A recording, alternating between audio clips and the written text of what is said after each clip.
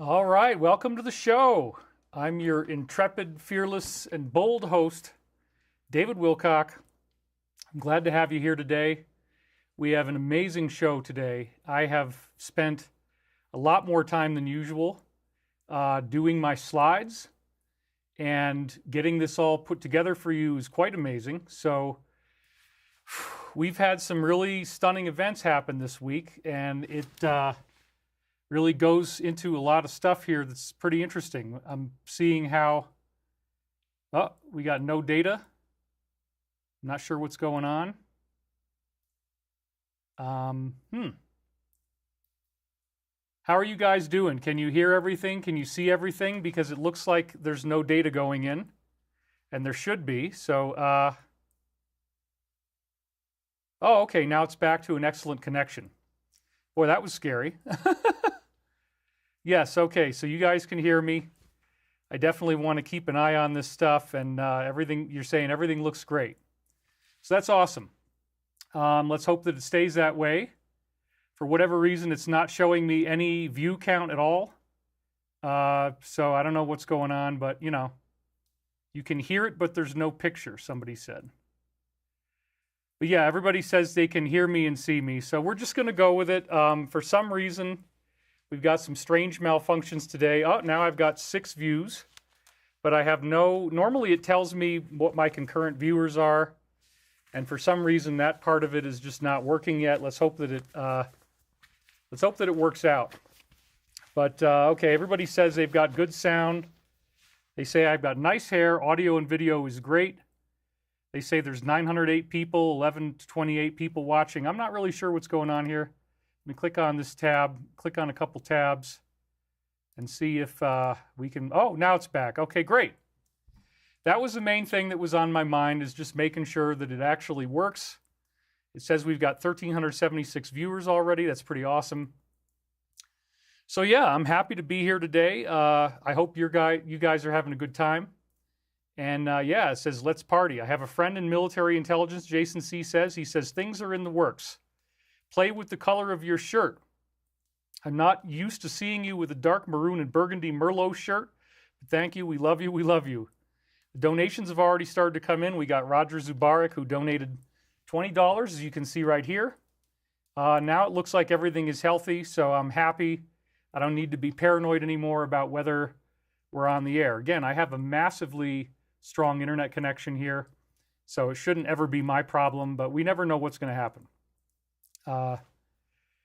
Eelzy Barrow says, good afternoon, David, or good morning. I'm glad to be back. I did not have access to a computer for a couple weeks. I have a lot to catch up on. Jacob Allman says, good idea, Colin McGeeza.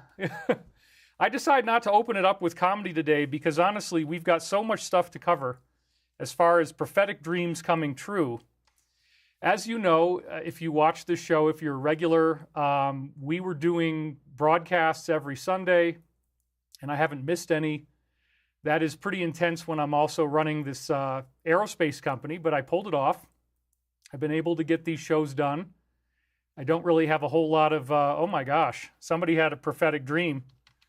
She said, she donated $50, Elise Child. Says, I dreamt that HRC was dead. Her face had a permanent grin. She was seated in a type of carnival swing ride where people could take turns getting a photo with her. Much love and light to you. Thank you for all you do. And Tarotina says, I look relaxed. Okay, great. And that was their first super chat, by the way. So that's pretty awesome. Thank you, guys. Oh, there we got another one. Vader Zero. I put on the same color shirt as you this morning. And Wendy Lesaichiere kicked the shift out of this, David. Yeah, so there's some big stuff going on. I had some dreams that were very intense, which we're going to review. And then there were some very provocative alliance briefings that came in. And the net effect of this was to make me feel like I got to jump in and talk about this 48-hour deadline that the alliance gave in their post, because that's part of what the prophecies are. And by gosh, 48 hours later, we had 2 very, very stunning events take place. I Am No One donated $20. He says, David, my brother, you are younger than me. Do you still feel the pain? The scars that won't heal your eyes have died. But you see more than I. Yeah, it's like Elton John, right? Just playing about. Thanks again, dude. These teachings are needed and appreciated. Peace and love. Bonnie Brown donated $49.99. Thank you, Bonnie. So, yeah, it's all good stuff, and it's all coming in here, as you can see. Thank you guys for helping me out. We did get... Okay, so because our company has debts, we had to sign off on an affidavit that certifies in writing with the notarization that when we get our money that we're going to pay off all outstanding debts, and that's what we have signed. So we've now done that, and it's very exciting because getting that signed and notarized was the last step before we're supposedly going to close on Monday or Tuesday. So thank you guys for your support. I know you've been really pulling for us to get this done.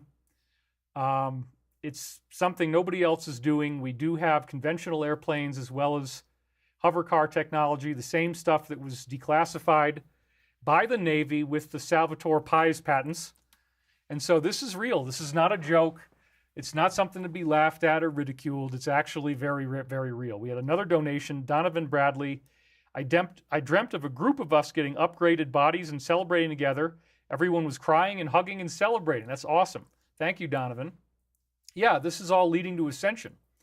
That's the big point here. I think everybody wins in this game. If somebody thinks that the DS losing power is a bad thing, that's probably because they work for them and they've got a very strong group mentality that says, hey, you know, I want to be on top. I want to be the elite. I want to be the chosen.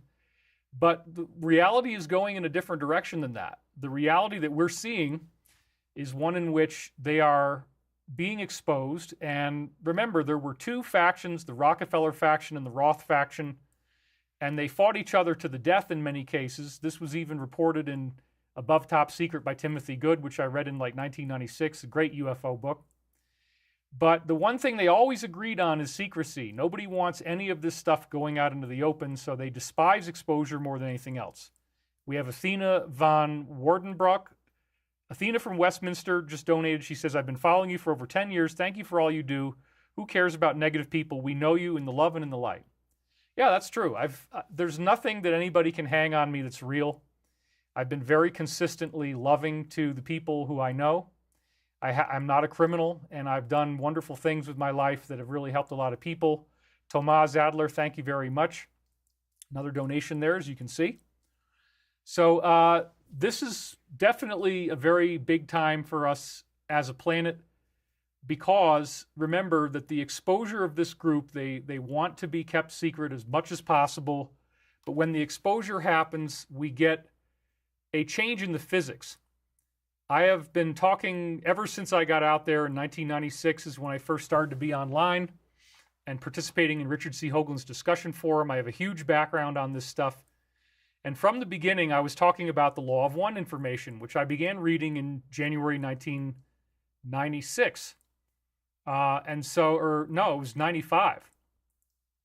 So that's when I first found this stuff, it was late 95, and then I started to read it in 96.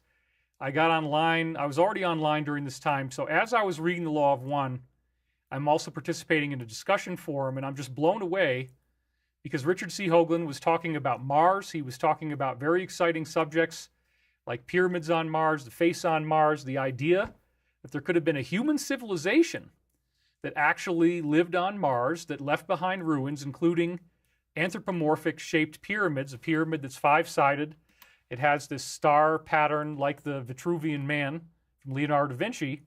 And then right next to this humanized five-sided pyramid, you actually have this incredible face monument that's like 1.5 miles wide. It's got a headdress around it, and it looks like a man on one side and a lion on the other, which is an astonishing comparison to the Sphinx motif that you see next to the Great Pyramid. And we read from the Edgar Cayce readings. This is another source, as I've said before. We're not going to go through all that again today, but I do have a stunning facial similarity to this guy, stunning astrological similarity to this guy, and I developed a very similar ability through remote viewing.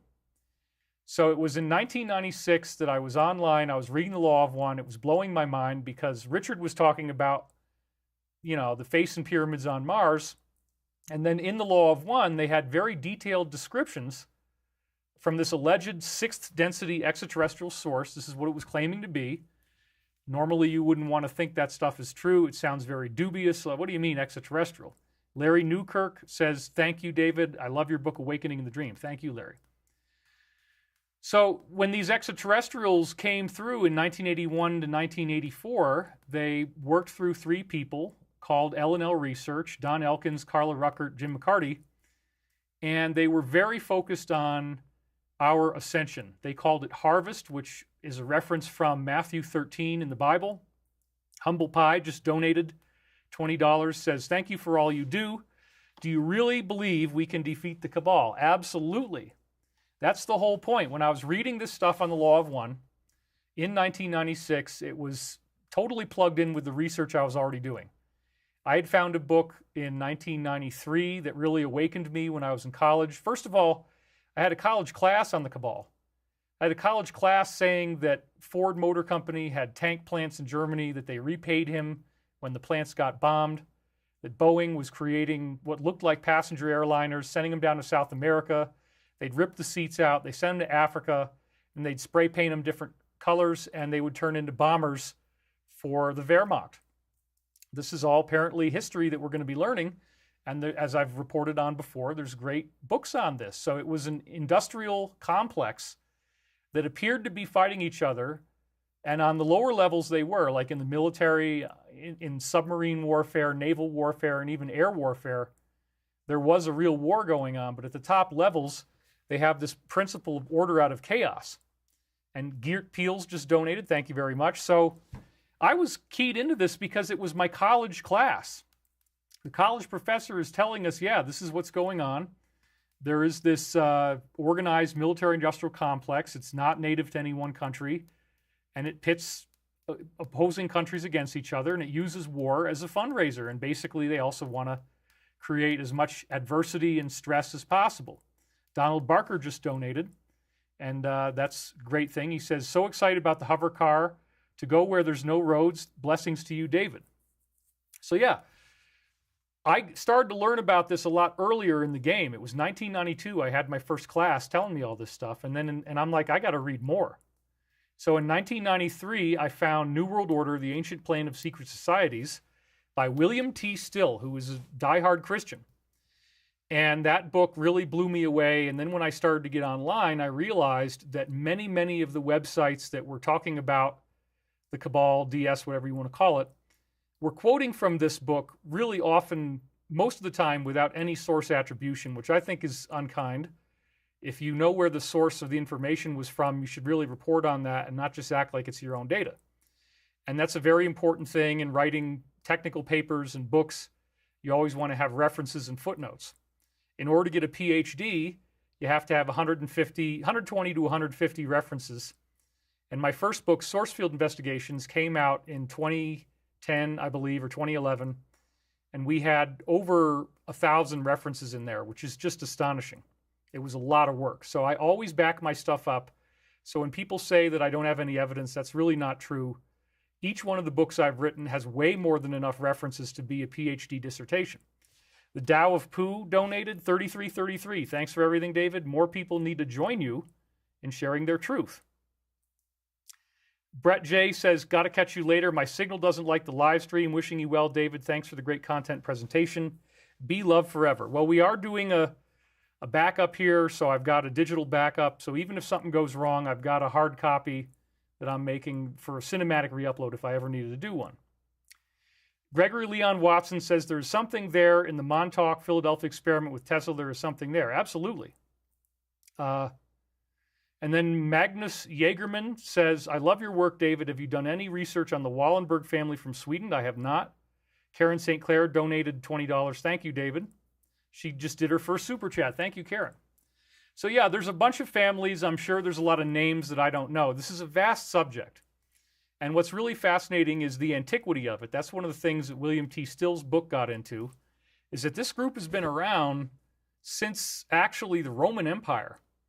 Rome conquered another country called Carthage, and Carthage was worshiping Baal, or Baal, I guess you could also call it that. But remember, you got in the DS, they often use the Baal pronunciation like Balenciaga, Cabal. Okay, these are all things that They don't say Baal, they say Baal. So it's both. But anyway, the point is that back in those days, they had Baal and Moloch. Carthage was worshiping these gods, and they were materializing in front of them, and they were demanding the offering of humans, especially infants. And usually it was a fire offering, what they call the burnt offering.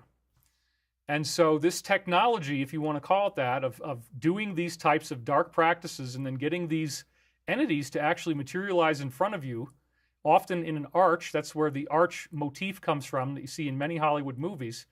They would do these ceremonies, and then inside the arch you'd see this creature actually that would show up. And that's a very shocking thing. Then Dan ZGA Style donated, is the other side of the sun black?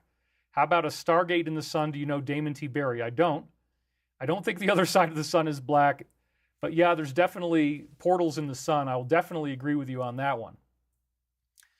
These people in this dark organization, the Romans actually conquered Carthage, and they brought in all this technology, if you want to call it that. They also conquered Egypt, and Egypt, unfortunately, had fallen into darkness, and they had a lot of dark practices they were doing as well.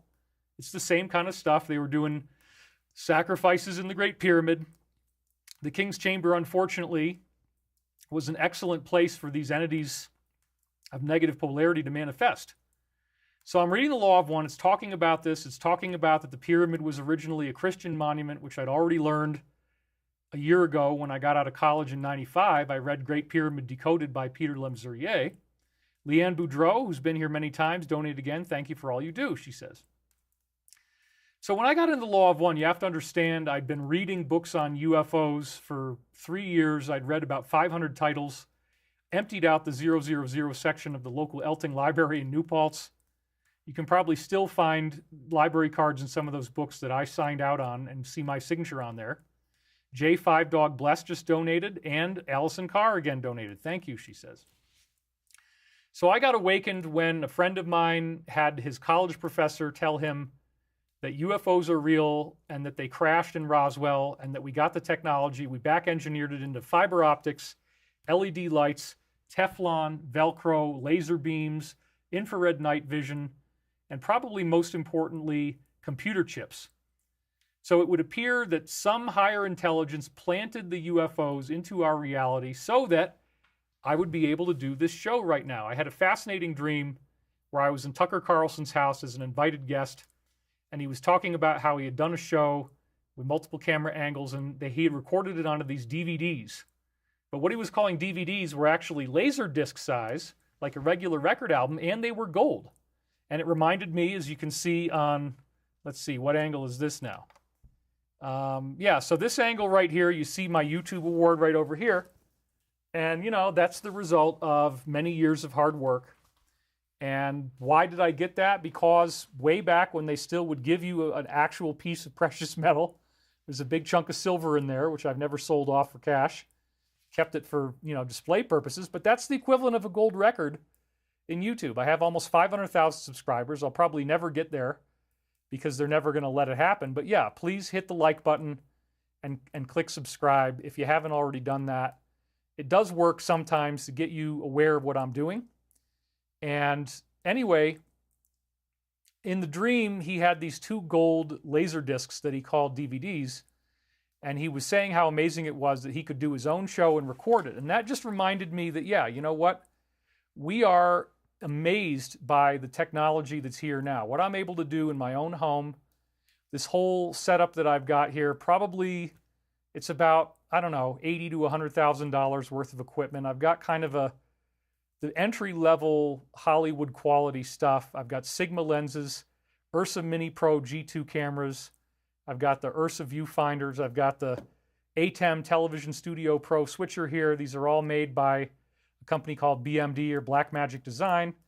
Yeah, it's got Blackmagic in the title, but it's the best equipment at the best price with the best set of features.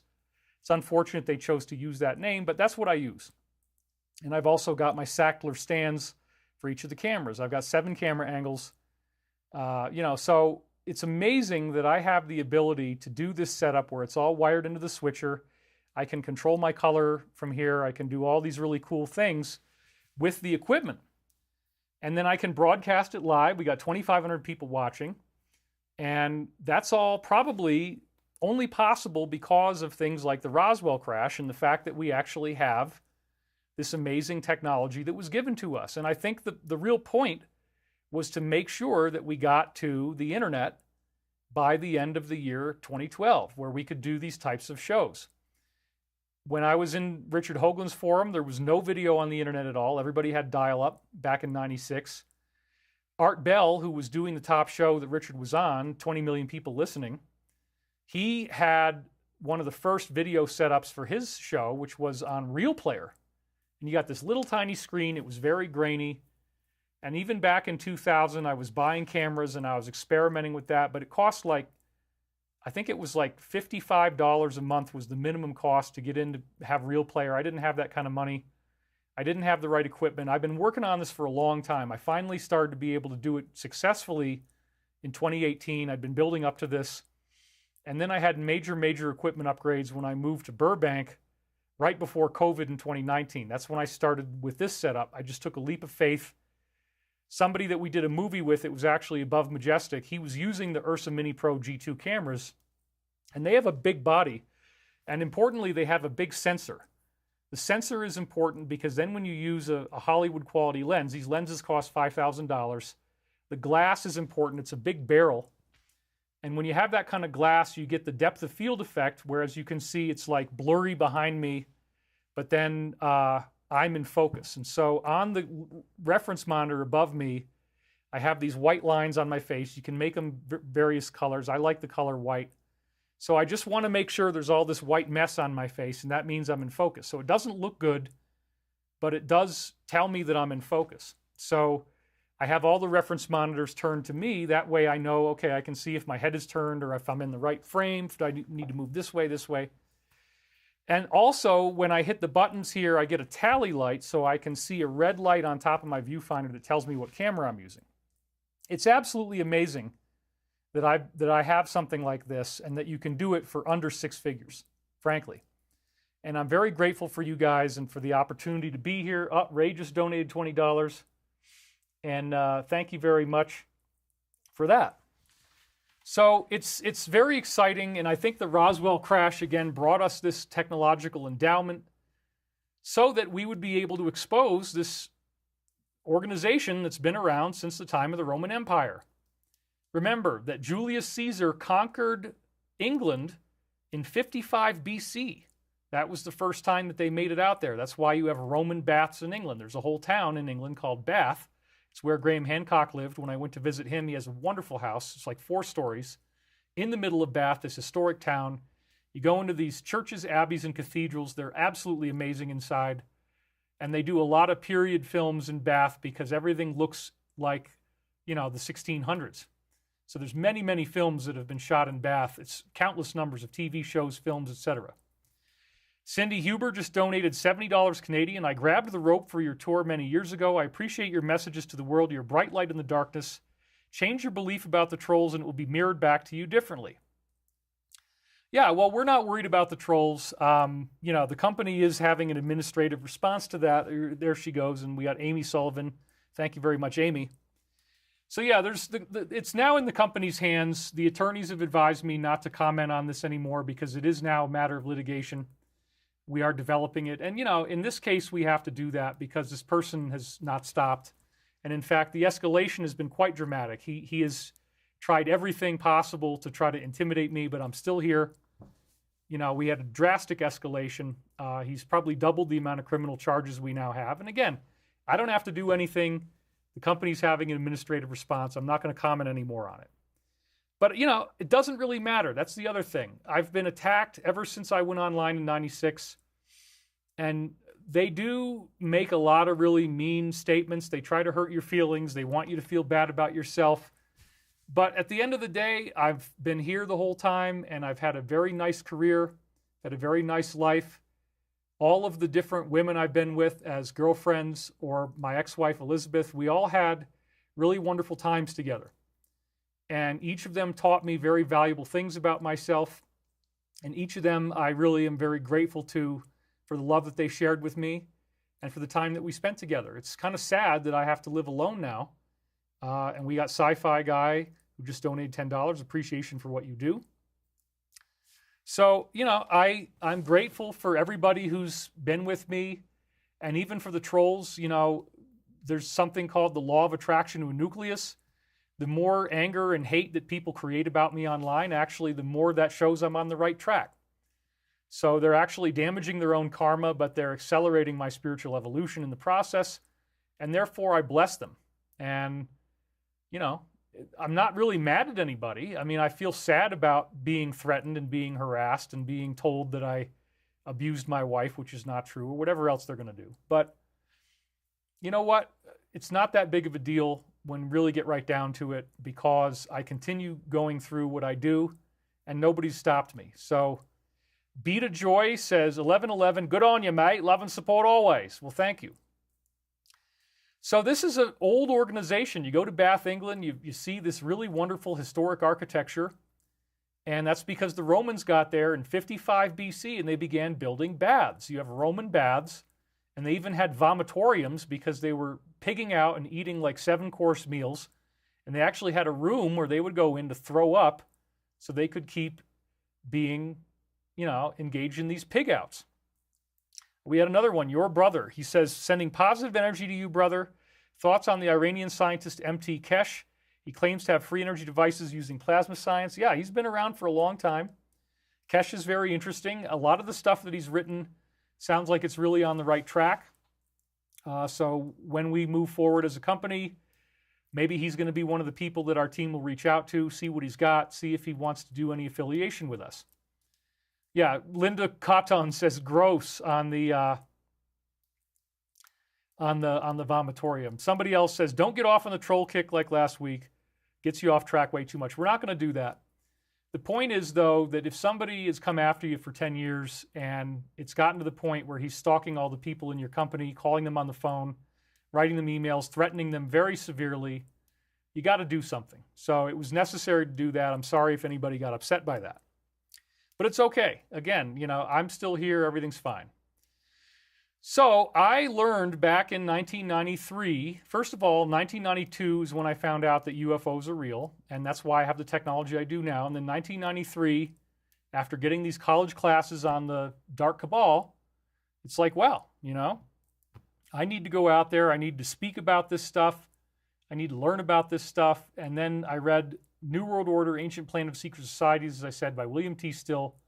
So by the time I got into the Law of One in 1996, I was very well aware that at that time, almost no one knew about this. Almost no one knew that there's this organized criminal cabal that's been running things for a very long time, going back to the Roman Empire. They moved to England, so even when Jesus showed up, Jesus already knew that they were on their way into England. And remember that the Roman Emperor Caesar was Jesus' main problem, the one who sent him to death. You know, back when he was a kid, you know, it was they were trying to find the firstborn. The reason why Jesus had to be born in a manger was that, you know, they were trying to kill every firstborn child because they knew there was this prophecy that this Messiah would return, and they wanted to do anything they could to try to stop that from happening. So they had to hide out there. Caesar Augustus was the big enemy. And then, of course, Jesus was also crucified. This, again, was by the Roman emperor. So he knew when he came here 2,000 years ago that they were moving into England. And what we now have is a group that has 3 centers of operation, each of which runs by a nation state, a nation within a nation. So you have Vatican City in Rome, and that would be the nation state that is the spiritual head of the organization. Then you have the City of London in the UK, and that's the financial head. And then you have Washington, D.C., which has a big obelisk in it, just like the other 2 do, this one being the Washington Monument. The other 2 actually were Egyptian and very huge. And that's the military center. So you have the financial center in England, you have the military center in the U.S., and you have the spiritual center in the Vatican. And remember, this is an organization that is actually having in-person interactions with Baal and Moloch and very dark, scary entities.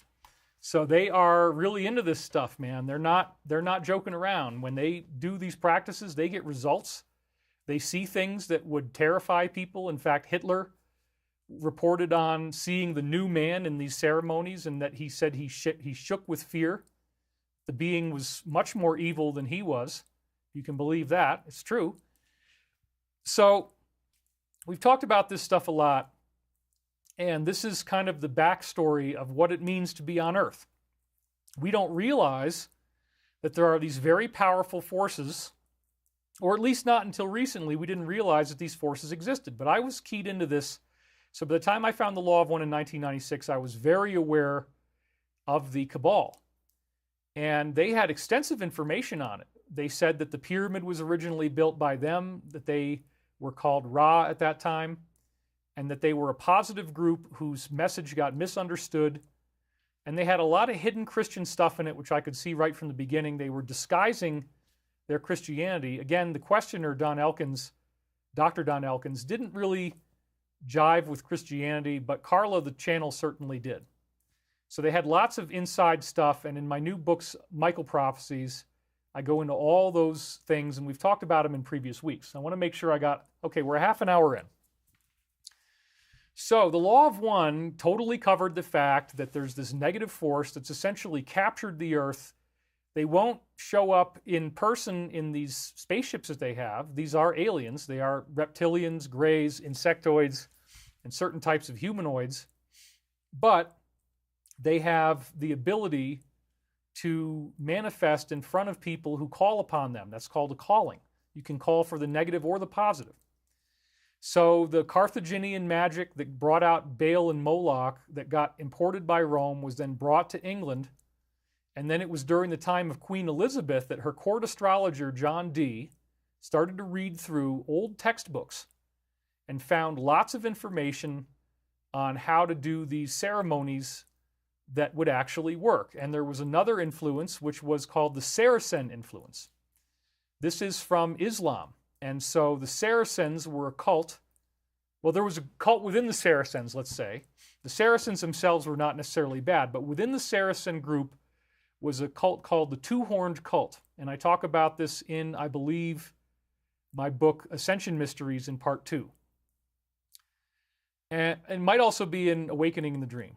But anyway, the Two-Horned Cult pioneered a lot of the things that we now hear about as witchcraft. The ceremonial dagger, sacrificial dagger known as an athame, that's their word. The whole concept of people being able to fly on a broom, the witch broom thing. Apparently, if you are a warlock, a wizard, the males, unfortunately, or fortunately, however you want to look at it, males typically get more powerful when they do this dark magic than women. This is what I've heard from very high-level insiders. We got another donation, Dodati Vinay Ratliff.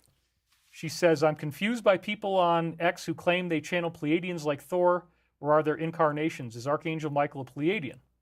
Yeah, there's a lot of people who say they're channeling, and as Carla Ruckert, Channel the Law of One, said, it's very, very easy to do channeling, and it's very, very difficult to do channeling well. I got an itchy nose for some reason. Carla Gibler donated 99 cents. Thank you very much. Everything counts. Greetings, David from California, says Denise Watkins. Thank you for sharing your knowledge. So getting back to that point again, they brought in a warlock, a wizard, a male practitioner of the dark arts, apparently because of the nature of the evil and the nature of the magic that they're using and the abuse that's involved and how that abuse is conducted. These guys typically will be able to get more magical powers out of that dark practice than women who are doing it. I don't know why, but apparently if people really are dedicated and they really do this, they have demonic powers that can give them some pretty stunning abilities. So there were various individuals who apparently did enough of this horrible stuff that they were able to levitate with a broom in between their legs or various things like this. And that Two-Horned Cult also came out of the Thuggee sect, which is from India. And these are people who were essentially all psychopaths. They would usually, they were bandits and they would steal from people. And so this is where the term thug comes from. What they would do is they would pretend that they were, would hang out on these trade routes where people would go in long trips, usually alone or just with a couple people, and they were trading and bartering goods with one another. They'd have gold, they'd have frankincense, they'd have various foods, various spices. The spice trade was really big because food didn't used to taste good.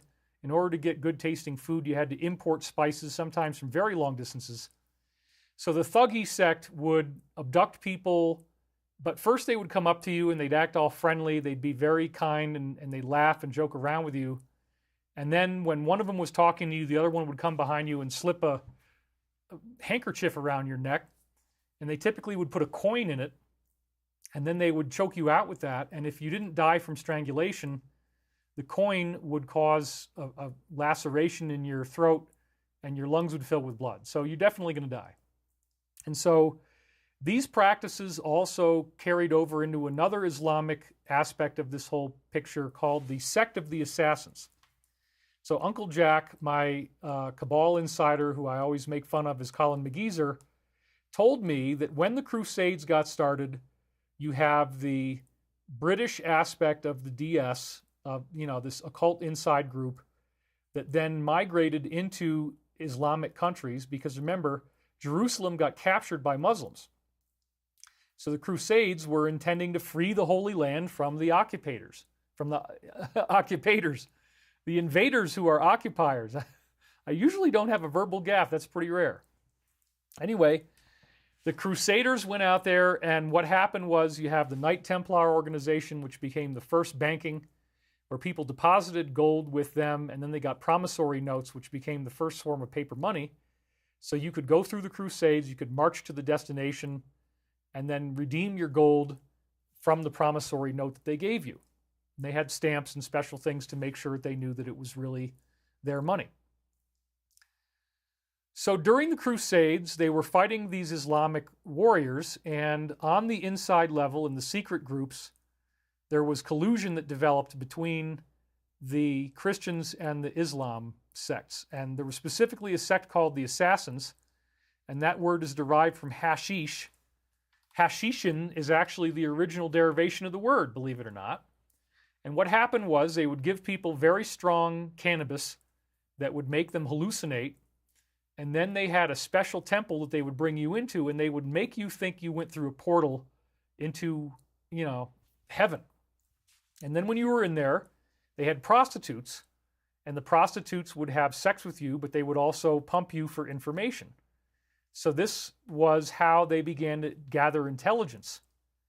And interestingly enough, this was then imported into the European cabal, along with all their techniques, some of which were derived from the Thuggee sect, about how they would assassinate people, how to trick people, what techniques to use, where in the body do you want to hit somebody with a knife, deception operations, intelligence gathering. Like I said, they'd get people really high, they'd bring them into this temple, they'd have prostitutes who would have sex with you, and they'd tell you you were in heaven, which on those drugs you probably would think it's true. And then they would actually say, once you martyr yourself, you'll be here forever, and you'll get your 72 virgins, just like me. And I want you to come back, So the women would totally lie to these guys to get them to fight these wars. So apparently the Society of Jesus, or the Jesuits, they got this technology, if you want to call it that, this idea of milking people for information in a spiritual context, and that became confession booths. So the Jesuits would have Christian missionary missions where they would go to countries and they would try to bring this teaching to them, and they'd have the Catholic confession booth, but then the guy is writing down everything you're saying, and it would become part of an intelligence community. So that was the original NSA, the original CIA, the original intelligence gathering apparatus. So Queen Elizabeth comes out in the 1500s, and by this point, they already had the Saracens who had showed up in the 1300s in Spain, and they brought in the two-horned cult, which apparently did involve the summoning of these dark creatures, hence two-horned. A lot of these negative entities do have animal characteristics, including hooves, including horns, animal-like faces, hair on their bodies, animal features. And it's not just one kind of thing. Part of what makes this a weird thing for the people doing it is that if you call upon different entities, you're going to see different types of beings. It's not just like it's always going to look like the devil. But our traditional idea of the devil is apparently one common form of how these creatures would manifest when they showed up. So this is actually a very practical thing. And the notion of Baphomet or Baphomet was this concept of the goat-headed god, which is, again, a manifestation of things they were actually seeing when they would try to summon this entity. So when you get to Queen Elizabeth's time, they were already using a lot of techniques that they'd imported from the assassins during the Crusades, through the Templar Knights, and through other organizations as well, like the Jesuits. And it all got put together where John Dee goes and reads this stuff and says, there's a lot more that we could be doing if you go read these ancient grimoires, these ancient black magic textbooks, and you follow these practices, you can get this stuff to work. So this became very fascinating because the Elizabethan era was where the court astrologer, he called himself 007. That was his code name, John Dee. That's where all the James Bond stuff originally came from. And again, a lot of the assassin techniques that they got from the Islamic Hashishin organization were about assassination, but they're also about covert intelligence. And so the whole idea of James Bond being a spy who is also an assassin who gathers information, is critically damaging to the enemy, and then kills people, that's John Dee. And that's where it all came from. 007 is actually two-ball cane. The 00 is two balls. The 7 is the cane. Two-ball cane is a code name for Satan, actually. And it has to do with the generative organs. So, you can figure it out from there. So that's another one of the symbols that you see a lot. It'll look like a 7 with an elongated tail, and then there's two round O's next to it. So that's 007 and also two-ball cane, which again you see in Masonry quite a bit. So I'm giving you this backstory because in the Elizabethan era, they made direct open contact with these negative entities, according to Uncle Jack. And the entities told them, the Spanish are invading. Don't worry about it. Don't do anything. Don't send your ships out there. 2 different times this happened.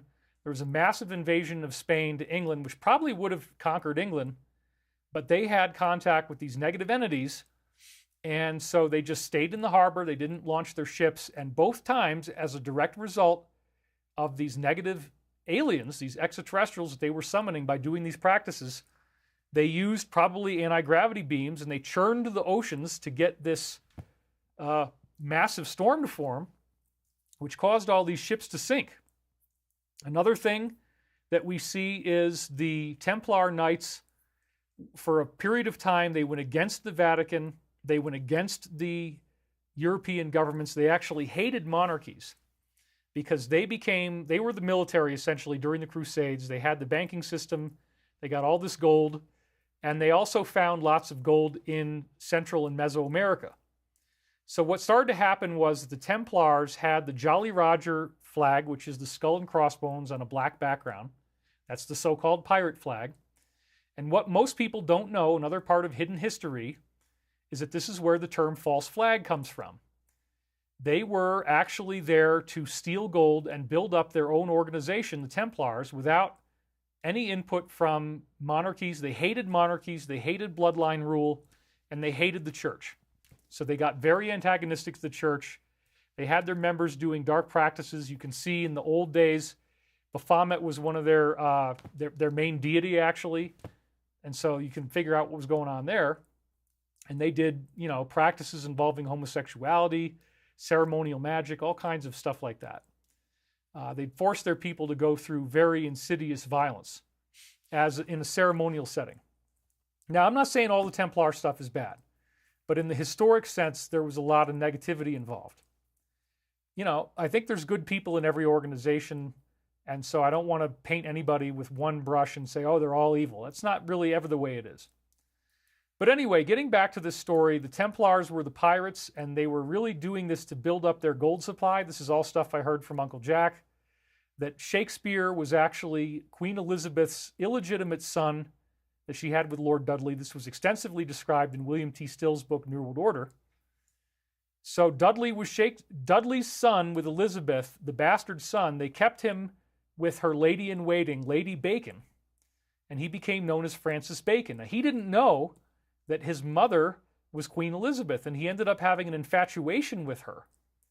And so the Shakespearean plays where Francis Bacon and his whole insider Templar group, they all hated the monarchy. Then he fell in love with his mother and actually made a pitch on her, romantic pitch, and then she reveals to him that he was her son, and he was very, very angry.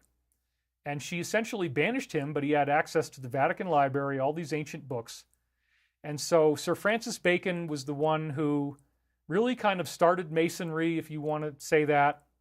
He also created this whole elaborate fake initiative to go to the Americas, get people out there, telling them the streets are paved with gold.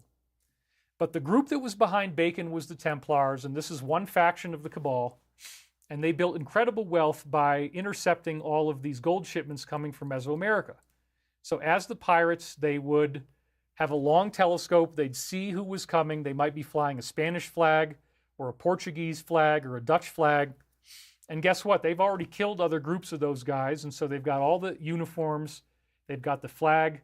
So they hoist the flag of Holland or they hoist the flag of Spain. They wear the uniforms. They've got them all stashed down in the bottom. So then these people think that they're seeing friendlies. And this is, again, just like the Thuggee sect in India. When they get close, all of a sudden they board the other ship. They start killing everybody. And then they take all the gold. And so the Templars became massively wealthy. And again, they had a covert relationship with the assassins, which sometimes was negative, sometimes was positive. Now, what Uncle Jack also told me that you don't usually hear is that everybody worked out a peace deal. The Templars ended up working out a peace deal with the Vatican, and so everybody's working together. Jesuits, Templars, Knights Templar, Knights of Malta, assassin sect. It's all interrelated on the inside level. And this is fascinating. It's a huge hidden history that most people have no idea about. And again, the Templar gold, if you go back to Jordan Maxwell's work, the Templar gold was buried in banks of sand on the side of various areas. And so that's where you get the term bank apparently from, was this buried gold. There's all these interesting legends about how, for example, Uncle Jack told me that Francis Bacon was on a secret mission to America before anybody had really gone there on any regular level, and that's where the Tempest comes from. There's strange rune stones that were found in America that are before the times that any explorers were supposed to be here. That was Templar. That was apparently true. So they created America ultimately because they wanted to have a power base where they could conquer this vast amount of land. They knew there was a lot of land there, and they wanted to have themselves in control of it. So this is all hidden history, and going to America meant this is going to be where they have the population, they have the resources, and that's going to become their military center. So the original founding fathers of the United States were not negative. They were rebelling against the British Empire, and they knew that it was involved in a lot of really dark stuff. George Washington talked about the dark stuff in some of his writings, as I have in Michael Prophecies. So I'm giving you this whole backstory to explain that this is a very complex thing. Been going on for a really long time, and the Vatican pooled their wealth with the Templar gold and became the most powerful financial entity on earth. And even back in the 1800s, you have Reverend C.G. Finney writing a book called The Character, Claims, and Practical Workings of Freemasonry. And this is one of the books I found in 1993. And they were openly bragging in the early 1800s, they meaning the cabal, that they had complete control of the media. They had complete control of the police. They had complete control of the judges. And they were trying to get people recruited into Freemasonry. So there was a Captain Morgan, not like the rum, but actually his name was Morgan. And he blew the whistle on Freemasonry. He'd only made it up to the 3rd degree, but he published the degrees. And then they killed him. I think this was around 1825. I'm not quite clear on the date, but I think that's when it was. They killed him, and after this had been published, there was a huge anti-Masonic revolt that swept through America. All of the lodges in the North dissolved, and only a few in the South maintained their power. So back in those days, they did reenactments of things in the Masonic Lodge. They had, plays that were very intriguing and very terrifying. They had initiatic rites, initiation where, for example, They'd roll up your pant leg on one side, and then they would suddenly be threatening you with a rapier, which is a fencing sword, against your heart, and you're blindfolded, and then they take the blindfold off, and now here's this guy who's about to stab you, and he's actually cutting you in the chest, you're bleeding, and they also had tied a rope around your waist. So these Masonic rites, that initiation was intended to tell you, hey, if you ever speak out about what we're doing, we're going to kill you. And so in the early days, from those kind of books, people thought that the Masonry was still the big problem. I don't really think that's true. I did, however, get a tour of the Masonic Lodge in Detroit. It's 7 stories. And one of the most fascinating things was, and I got the tour because I was with somebody who was considering purchasing it. And I just got invited into this. He's like, hey, you want to see the Masonic Lodge? I'm like, it's really kind of scary and freakish, but okay, let's go take a look at it. So I did. I got a tour, and there was nothing nefarious going on. They were just looking at it as a potential acquisition. But I did go into a building. One of the floors, I forget which floor it was, might have been the 7th floor, had a whole room full of weird old telephones. It would have been a great place to film something. Old telephones and desks, and it was like the brain of where this cabal was operating out of. Now it had all been abandoned. Detroit is all broken down. There was nothing going on in this building anymore except for, leisure events for the most part. But in this building, in this one room, they had a really cobalt blue carpet, and it had white triangles on it with a double-headed eagle and a 33 above it.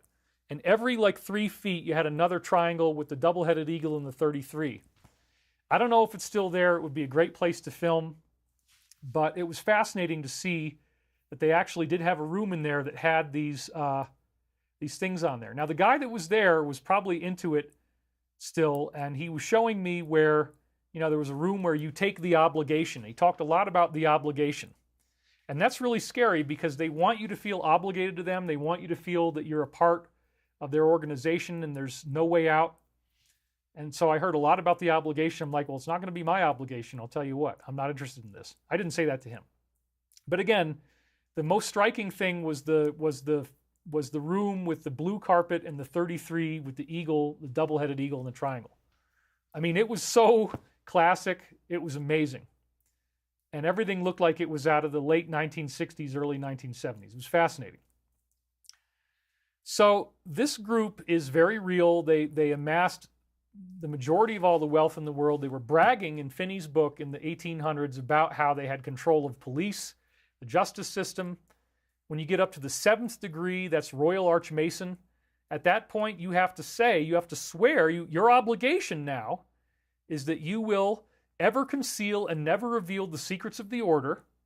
And this includes if any of your brothers get into any type of trouble, including murder and treason, that you have to do everything you can to cover it up and not have him go into prosecution. So imagine what would happen if even in the 1800s, this group has control of the press, the government, the judiciary system, the police system, and they're recruiting people into these lodges. The Civil War was used to bring a lot more people in. This is another part of the suppressed history that you can read in William T. Still's book, New World Order. If you were dying on the battlefield and you put your hands up like this, and then you do, that's called the grand hailing signal of distress, and then you have to say, "O Lord my God, is there no help for the widow's son?" And they actually, very interestingly, if you go into the first edition of Da Vinci Code, and you look at the sidebar on both sides of the book on the inside, he highlights in bold certain letters in the text, and it spells out, "Is there no help for the widow's son?" So if you're dying on the battlefield and you do this and you say, "Is there no help for the widow's son?"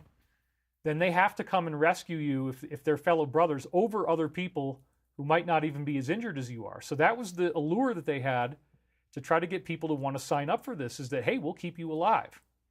And it's also interesting that the man who founded Mormonism, Joseph Smith, when he died, when he jumped out the window, he put his hands out and he said, "Is there no help for the widow's son?" That's true. That was in William T. Still's book as well. So there's a lot of interesting stuff here about how they use the threat of death to recruit people. But again, Masonry is really not a problem now. And I met somebody we call the Ice Cream Man when I went out to the East Coast. And I met this intelligence agent, female I told you about. She was working for the company, the three-letter agency starting with C. And her job the entire time was to be the girlfriend of a major yoga influencer in LA. And he never knew that she was working for any intelligence organization. The entire time they had a sexual relationship, they were together, but the whole time she's snitching on him and reporting back to her superiors, and he never figured it out. He never knew that anything was going on. So that's fascinating, and it shows that they can be very creative in the types of missions that they will do. They're covert operations that may last for years, and nobody ever knows what the hell they were doing. But again, this is how they infiltrate everything. They work behind the scenes, and I'm reading about this in the 1990s, fascinated, of course, learning about it in college, going, how in the world could anybody stand up to this thing? How could it ever be stopped? Well, I had these telepathic messages coming in from 1996 through 2000. Art Bell was into remote viewing, and I decided to practice that. And right away, when I practiced remote viewing, I was using another technique from a guy named Joe Mason, no relationship to Freemasonry. His name happened to be Joe Mason. He had a website, greatdreams.com, and he was also in Richard Hoagland's forum. And he knew about the DS, and he knew about these occult things. He was also really into Christianity, and he was really into crop circles. But his main specialty was dreams and synchronicity. And I was already having synchronicity. I'd be reading a book. I wouldn't look up at the clock for a long time. I'd look up, and it'd be 333 or 1111, 1212, 444. I've documented this extensively, and it was happening every time I posted in Richard's forum. I was getting synchronicities all the time. So then Joe Mason showed up. He's like, oh, well, you're into synchronicity. Let me tell you about this thing I do called the dream voice. And when he described it to me, I realized it was very similar to remote viewing, except that in remote viewing, you're supposed to be getting visual images and emotional impressions attached to them, but they don't focus on words. And Mason's technique was that if you wake up in the morning and you can still remember a dream, you listen to these background chattering fragments of speech that you can hear. It's almost like there's a TV on in the other room. You can't quite make it out. And just write it down no matter how weird it sounds. And he had many interesting prophecies. I talk about this in Michael Prophecies, where he was pulling in information that was fascinating, talking about things like the upcoming Northridge earthquake in 1993 in California. He totally had a dream voice prophecy of that. And his dream voice was really focused on this idea that there's going to be some type of ascension, that our whole planet is going to go through this energetic activation. And when I read The Law of One, that was the main point, was that we're living in an illusion. We don't realize, this is again this metaphysical work that came out in 1981 with the three people, Don Elkins, Carla Ruckert, Jim McCarty, and it was allegedly an extraterrestrial angelic source. Well, it was talking about the face on Mars. It was talking about the exploded planet, which they called Maldek. I'd read about that from Richard Hoagland, that he had looked at the asteroid belt and concluded these were the fragments of an exploded planet. The asteroids have all the different parts, the mantle, the crust. There's comets where the oceans, they become dirty snowballs. That's freeze-dried ocean water that then got thrown into orbit around us. And you can actually go with a computer model and trace all of these asteroids and comets back to one planet. So that was one of Richard's big talking points, that Mars was apparently a watery planet like Earth that was captured in this super Earth that then blew up. And it blew up and turned into the asteroid belt, and asteroids hit Mars and destroyed its atmosphere, so we lost 2 inhabited worlds at the same time. That's exactly what they said in the Law of One. It was incredible. The Law of One is talking about this ancient occult evil that's now running the earth. Again, even in the 1800s, Finney's book, Reverend C.G. Finney's book, was saying they had control over the press, the judiciary, the police system, the government, Masonic Lodge. And so there was this anti-Masonic revolt, and they actually had a party that came to be known as the Whig Party, and they actually won elections. So there was a big, long-standing effort to try to root this thing out, but it reasserted itself. And as we go into the 20th century, by the time we get that far along, this group is absolutely dominant over America. You have the Rockefellers who become Standard Oil, and they gain a monopoly. Now, according to Uncle Jack, The Rothschilds had allowed the Rockefellers to run this business. They were working together at the time. But there was a funny schism that took place where the Rockefellers started to identify more with traditional American values like Christianity, and they started to see this group as evil and satanic and formed an opposition to it. But they still practiced the same stuff. They still practiced the evil things, intelligence gathering, murder, treason, all these kind of things, secret societies. So the Rockefeller faction became incredibly powerful from the oil money. It was a big misjudgment on the part of the people in Europe. They had no idea that this oil business of energy would become so dominant. The whole railroad business was dominated by these families as well. The Harrimans were involved in that. The effort to kill all the buffalo was very deliberately done to try to depopulate the Native Americans, which largely worked. Their population numbers went way down because they lost their food supply. So they'd have these train rides where everybody would be given shotguns and they were just told, shoot as many bison as you want as the train is going. And so people thought this was fun, not realizing how they were being used. And then you also see the great airship sightings in like 1895 along the railroad. This was because the cabal elements had migrated to South America. And even back then, they wanted to get into space. They wanted to meet their space gods, who they were already contacting through ritual ceremonies. So they used dirigibles. But the dirigible cannot go above a certain altitude because there's no atmosphere and it won't float. So ultimately, these were failed spaceships. But they knew that spaceships were real. They knew these ETs were real. There's been portals on Earth, according to other insiders, including Jack, Henry Deacon, etc. There's been portals on Earth where ETs can come and go for at least 10,000 years, back to the time of Atlantis, and they've been actively used. So there have been cases where you have elites who have these secret rooms where there's some type of Stargate that actually functions, and these beings will come in through the Stargate and talk to them and tell them what to do. And again, with Queen Elizabeth, as I was saying before, 2 different times the Spanish Armada was trying to invade them. Their alien overlords said, don't worry about it, let them invade, and then they churned the seas and everybody sank. But by the 20th century, you have this Rockefeller faction breaking it up from Standard Oil into Exxon, Mobil, and Sunoco and all these other things. Didn't really do any good. They maintained their wealth through a lot of foundations and family trusts and this kind of stuff.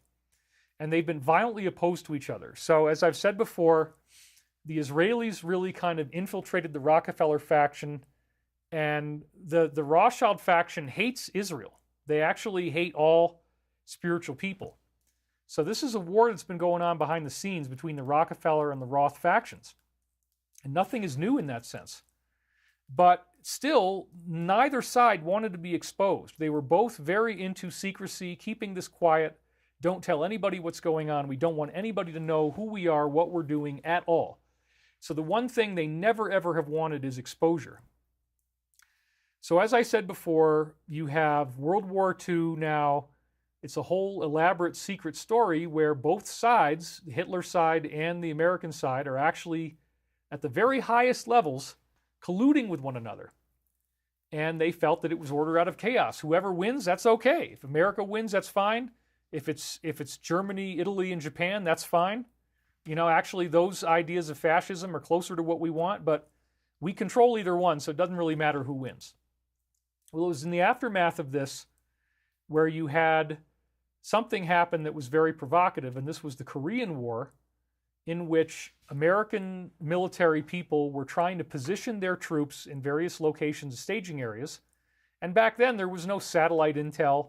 There was no elaborate electromagnetic, communications that could be used. They had telegraph, they had some telephone, but they still had pretty good secrecy.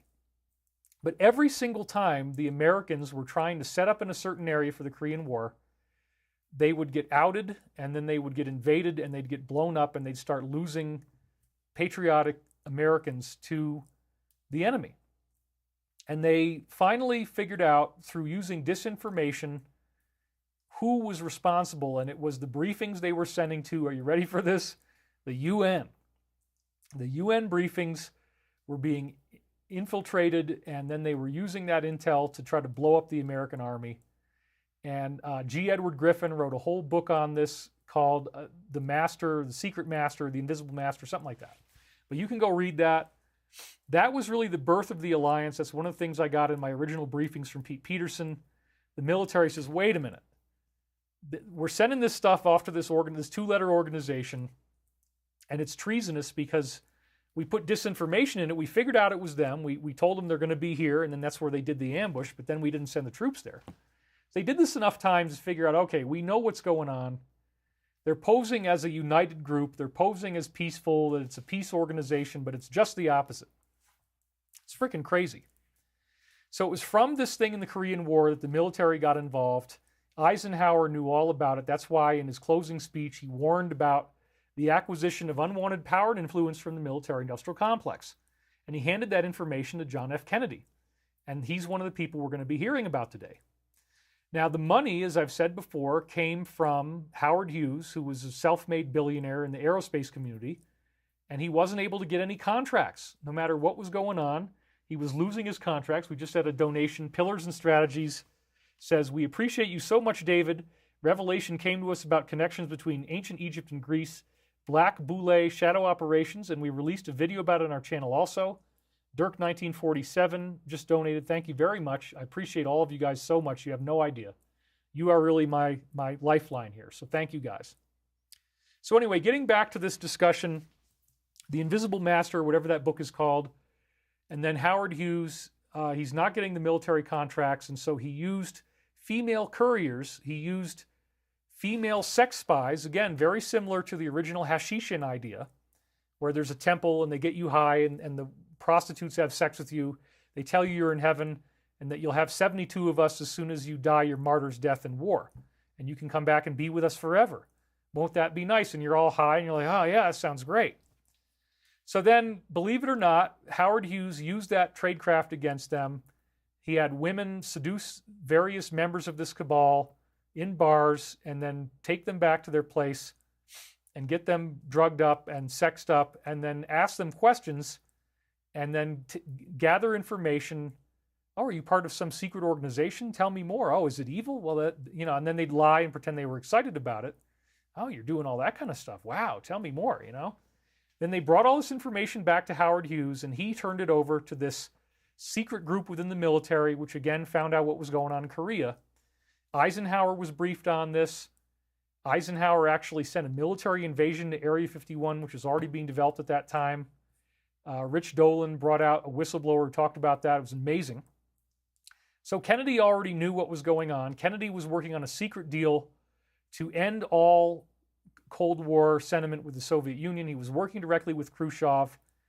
And then once again, they salted disinformation into his presidential daily briefings. The cabal found out that somehow briefings that were intended for Kennedy were making over their way to Khrushchev. So what they did is they put like an extra comma or an extra period in one document that the other ones didn't have.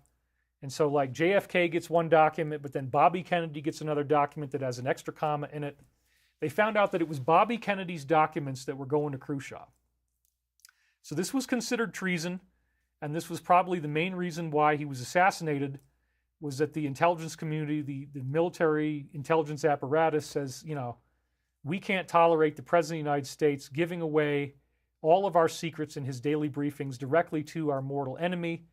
And they took him out with prejudice. LBJ was responsible for this. He got sworn in on Air Force One.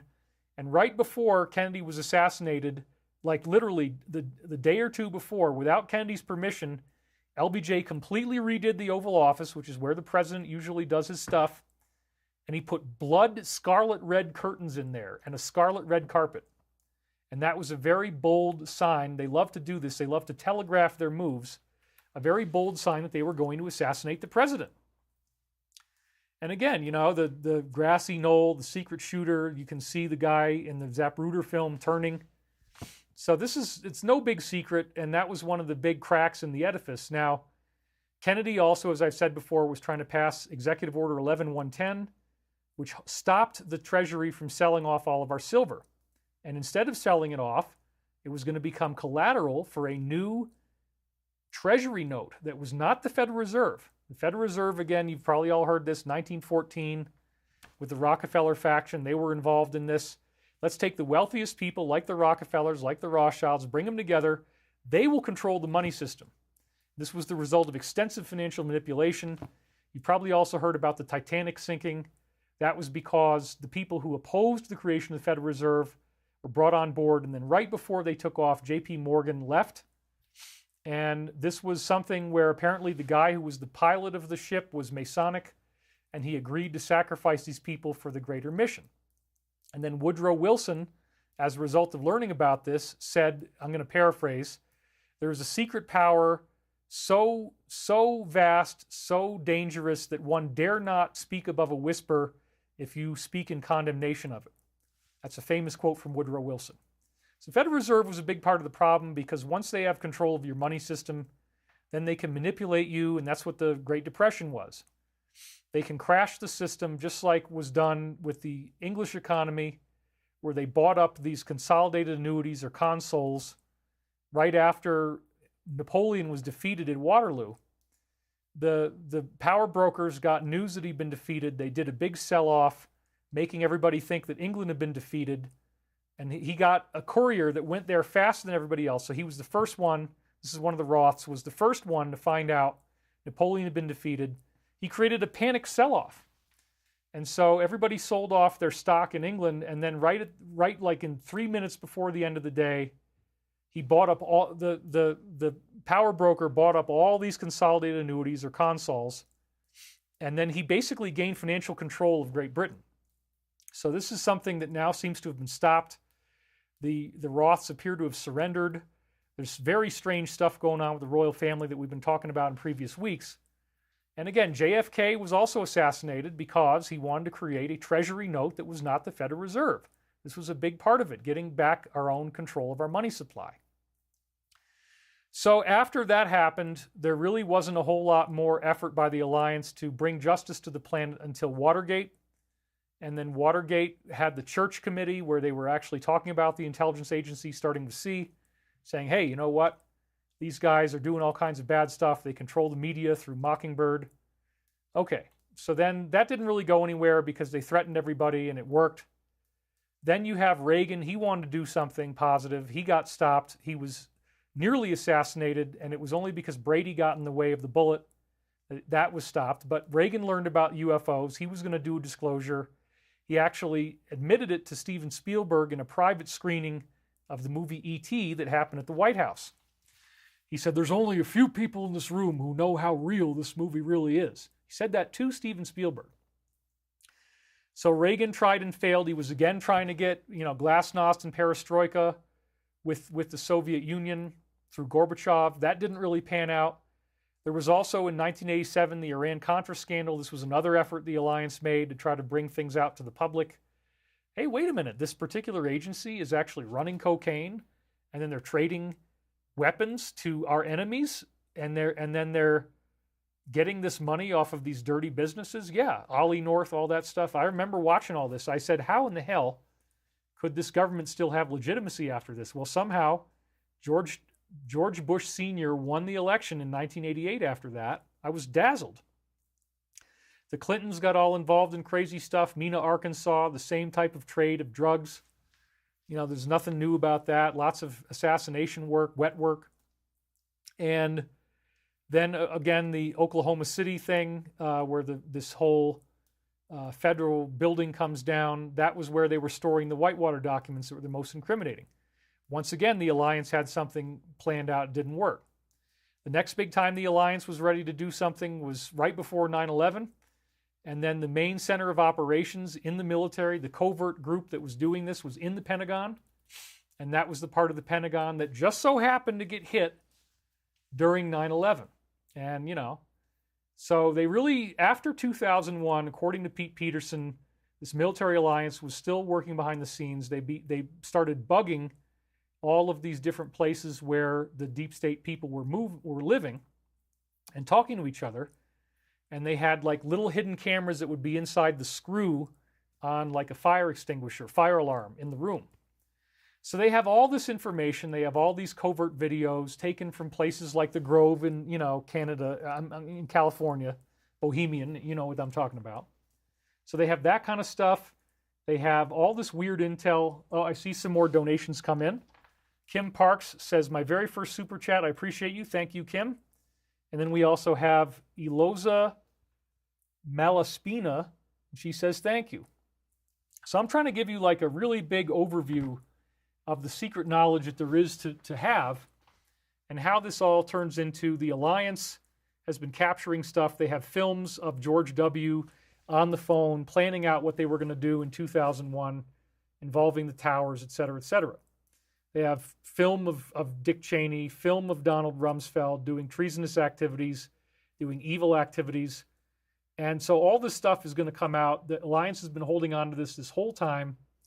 So when I first heard about the plan, it was 2009. It was 8 years after the events of 2001, the tragedy that we had, the loss of life. And I realized that they had this plan where they were going to actually expose this to the public. They had an emergency message system planned out, and they had all this film ready to use from things like, September of 2001. And it was all going to become, at that point in time, it sounded like it was going to basically be the equivalent of a military coup. And that would be terrifying to people. People would be freaked out. But you have to understand as well that the cabal had some very dark plans. They wanted to really throw the world into a total chaos. I had from various insiders intel telling me that 9/11 was originally supposed to be much, much worse. There was going to be coordinated attacks on, it was at least 7 or 8 different American cities. They wanted to decapitate the country. They wanted to create a massive financial collapse, and their goal was actually to have people killing each other, starving to death, total anarchy and chaos. And then that's when they try to bring in this horrific New World Order, reveal themselves. This is called the revealing, where they now realize, they show that yes, they are satanic. We got a bunch of donations here. Richard Whitney, $100. He says, you're a true blessing to our world, speaking the truth, peace, love, and light. Attila Garay, peace, please send prayers for me. Oh no, I just found out I have a tumor. Pray for my full recovery. David, I've been a fan for years. Bless you with love and light. Attila, we will absolutely pray for your recovery. I'm so sorry to hear that. And we're celebrating your first super chat. So thank you for being here, and we do pray for you. And let's send that energy to you right now, everybody. Let's hope that her tumor goes away. Lucia Diaz, you have a full recovery. And Lucia just donated, and then Art Alchemy says, David, please reach out to your fanboy, David Nino Rodriguez. He wants to do a show with you. Well, yeah, check this out. I've got this camera angle, which is my slide, okay, but now I've also got this one. That's actually this laptop that's right behind me here. So I now can have live call-ins. I can have a live call-in. Oh, we got a lot more donations as well. So yeah, I do want to talk to David Nino Rodriguez, and I'm going to try to get that done soon, but I've just been very, very busy. Karine Ka donated. Thank you so much for your heart and courage. I watch all your videos since 2016. Love from Brazil. Julia and Georgia. Everyone should watch David's lecture entitled The 5 Alliance Groups. It's excellent. Yes, I'm doing a lot of that material now. Pinjulina donated, just passing by, waving from Herefordshire, UK. Listen to your teachings tomorrow at work. Loads of love. And Jane Baden just donated. So thank you guys.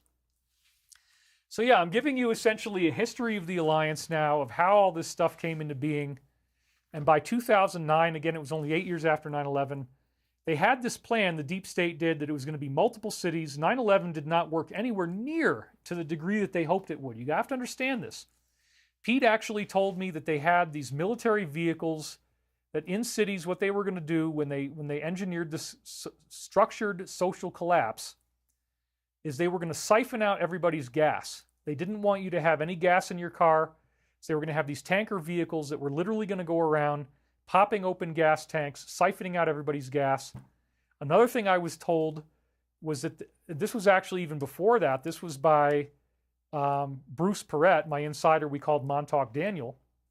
He had told me that they had designed these superdomes, these sports arenas in various cities to herd people in there, and then the plan was that they were going to lock them in there and let everybody starve to death and die inside. And they actually did do this with Hurricane Katrina during the George W. Bush administration, and so that plan kind of got ruined. Another thing I was told was that they had a plan to use Las Vegas as a huge kill trap, that they were going to get a bunch of people when California started rioting and they wanted to do this, suck out everybody's gas from their cars. No money, no running water, no electricity. no ability to get food, total social collapse, anarchy, cannibalism, people killing each other. Then they say, oh, we'll save you. We're going to bring you to Las Vegas. It's too dangerous to be in LA. We'll bring you to Las Vegas. Then they were going to move as many people to Las Vegas as they could and then cut off all the power, cut off all the water, cut off all the sewage, cut off all the utilities. And that was a kill trap. They wanted to use the whole city of Las Vegas as a big kill box, believe it or not, as they did with the sports arenas. This is all stuff that I heard. It really scared me. I was terrified about this, and I said, well, you know, if this alliance has been around since the time of Eisenhower, 1950s, and they're trying to do this, they're trying to expose what's going on, it's a real plan. And originally, as Pete said, it was going to be like a hard coup, that they were going to do a bunch of simultaneous military maneuvers around the world. They would arrest a whole bunch of people, and then these messages would come across on the emergency broadcast system that would tell people what was really going on. People were going to be traumatized. They're going to be freaked out. There'd be martial law. You're not allowed to leave the house. If you do, there's troops out there. I was hearing about all this, and I'm like, wow, you know, it's really, really intense. So this was the plan that they were going to enact through the Obama administration until, I guess it was around 2014 or so, that they approached none other than our friend Trump. Okay, so Trump was approached, and he was told about this stuff, and they asked him to run for president because they wanted to repeat what happened with Howard Hughes. He could self-finance his own campaign. Yes, he has ego distortions. Yes, he pisses people off, but he had actually been, I believe, I don't have any proof of this, but I believe that he was working as an agent on the inside, just like Reagan had been. Reagan became president because he had been very compliant with the military in reporting on people in Hollywood, snitching on people, if you want to call it that, but really being patriotic. And so I believe that the same thing was going on with Trump, that he went to certain places, he gathered intel, he brought it back, they trusted him, they knew he could be trusted. So apparently some top generals brought him in, talked to him somewhere around 2014. This has been disclosed already. And they said, we want you to run for president. They gave him 2 weeks of briefings. They showed him the scope of the evil that he was up against, that we're all up against. They said, we really need you. Nobody else has the wealth. Nobody else has the star power. Will you do this for us? And after 2 weeks of coercing him, he finally said, yes, I will. So that's the secret history. And they got him to run, and then they prevented the election from being tampered with. And somehow he got into office, and then they passed a whole bunch of executive orders that they've been planning on for a long time, giving us an alternative to what Pete Peterson had described. The Pete Peterson plan, again, was like a hard coup, but by actually having somebody who was a friendly with the military and with the plan that Kennedy had created, he's going to go in there and he's going to pass executive orders. We talked about 13848, which seizes people's money who's involved in, you know, serious human rights abuses. And they laid down a whole foundation to create this covert operation. Apparently, some of it is in Cheyenne Mountain in Colorado. Some of it is in Greenland. There's probably other places as well. But this is very real. And when we did Cosmic Disclosure on Gaia, Corey Good and I had multiple shows talking about this. I've been talking about it for years. The posts, the 17th letter, you know, which was widely derided by the mainstream media. Oh my God. And they've just been saying, this is crazy, this is cuckoo. No, that stuff was real. But I'd already been disclosing this stuff for like 8 or 9 years by the time those posts came out in 2017. It was nothing new to me. But the information they shared was absolutely incredible. We got more donations coming in now. Robert Minogue, thank you, David, for teaching us the history we didn't learn in school. I appreciate that, Robert. Then we have Lisa Kuimijan. I'm sorry I'm not pronouncing that right. Best part of the week is learning from you. Blessings, light and love to you in this great community. And then Insight donated, what is demon face known as prosopometamorphopsia? Yeah, apparently there are some people that have this problem where they hallucinate people's faces being demonic. I think that is some kind of spiritual overlay they're getting, some type of cosmic download that they're pulling in. Certain people do have these negative entity attachments. And that's the hardest thing. But again, getting back to the Trump thing, it's all now on a different trajectory than what they were going to do. They don't have to use force. They can do it peacefully, and they can do it with executive orders. And having been in office for 4 years, what nobody could have foreseen, I expected that 45 was going to win in 2020 and go back into office for a second term. I was absolutely horrified when it didn't turn out that way, and now we have the resident, and we've been dealing with 4 years of that. When you look at the posts and you look at what they said, it turns out they allowed that to happen, and it was all part of this big exposure. So for the 4 years that we've had since 2020, unfortunately, again, the Alliance had to allow COVID to happen. They had to allow the inoculations to happen. This was all part of what they call the Great Awakening. Another donation, Ross Feinstein. The shift is real, well underway. My family and I have emerged out of darkness into the beautiful future that we're on the cusp of. Thank you, Ross. I really appreciate it. You guys are so awesome. Susan Snyder said, yes, horrified was a good word. Me too, says Diana Spa. I was stunned that he didn't win. And so, NR1 Lucker says, why is he doing camera changing? It's narcissistic. I'm sorry if you don't like camera changes. I don't consider it to be narcissistic at all. I have the cameras. I might as well use them. I built this setup, and I want it to be like a regular television show. Just because nobody else does camera switches doesn't mean that it makes me egotistical to do that. I like the way it looks. Sorry if you don't, but you don't have to watch the show. So anyway, all these executive orders were passed, and as a result, we used this 4-year period of time since COVID to expose the darkness that's going on. I was hearing about this plan to have this type of, disease thing play out and inoculations play out all the way back with Project Camelot, one of their very first whistleblowers. And he was out there talking about this. I put it into my movie, Moment of Truth, which you can only see on Brighteon.com. Go look for that. Roger Zubarik, who's a big fan, says, thank you so much for your info. Nino and you really need to get together. Yes, we are. I do intend to have that happen, so thank you again for that. So again, this is something that's really fascinating to me because it's turned out very differently than I thought. I was expecting, and ever since 2010, really, I was writing articles expecting some type of spontaneous military event that was vast, where they all kind of get arrested at once. I thought it would happen after the 2020 debacle. I had no idea they were going to let the country go into this thing. But as we talked about last week, if you look in the DoD Law of War Manual, Section 11.3, they refer to this 11.3, 11.4, 11.5, and 6 code in the posts, the 17 posts. This has to do with an enemy power illegally occupying the country, and how do they preserve our safety? How do they preserve human rights, the rights of women?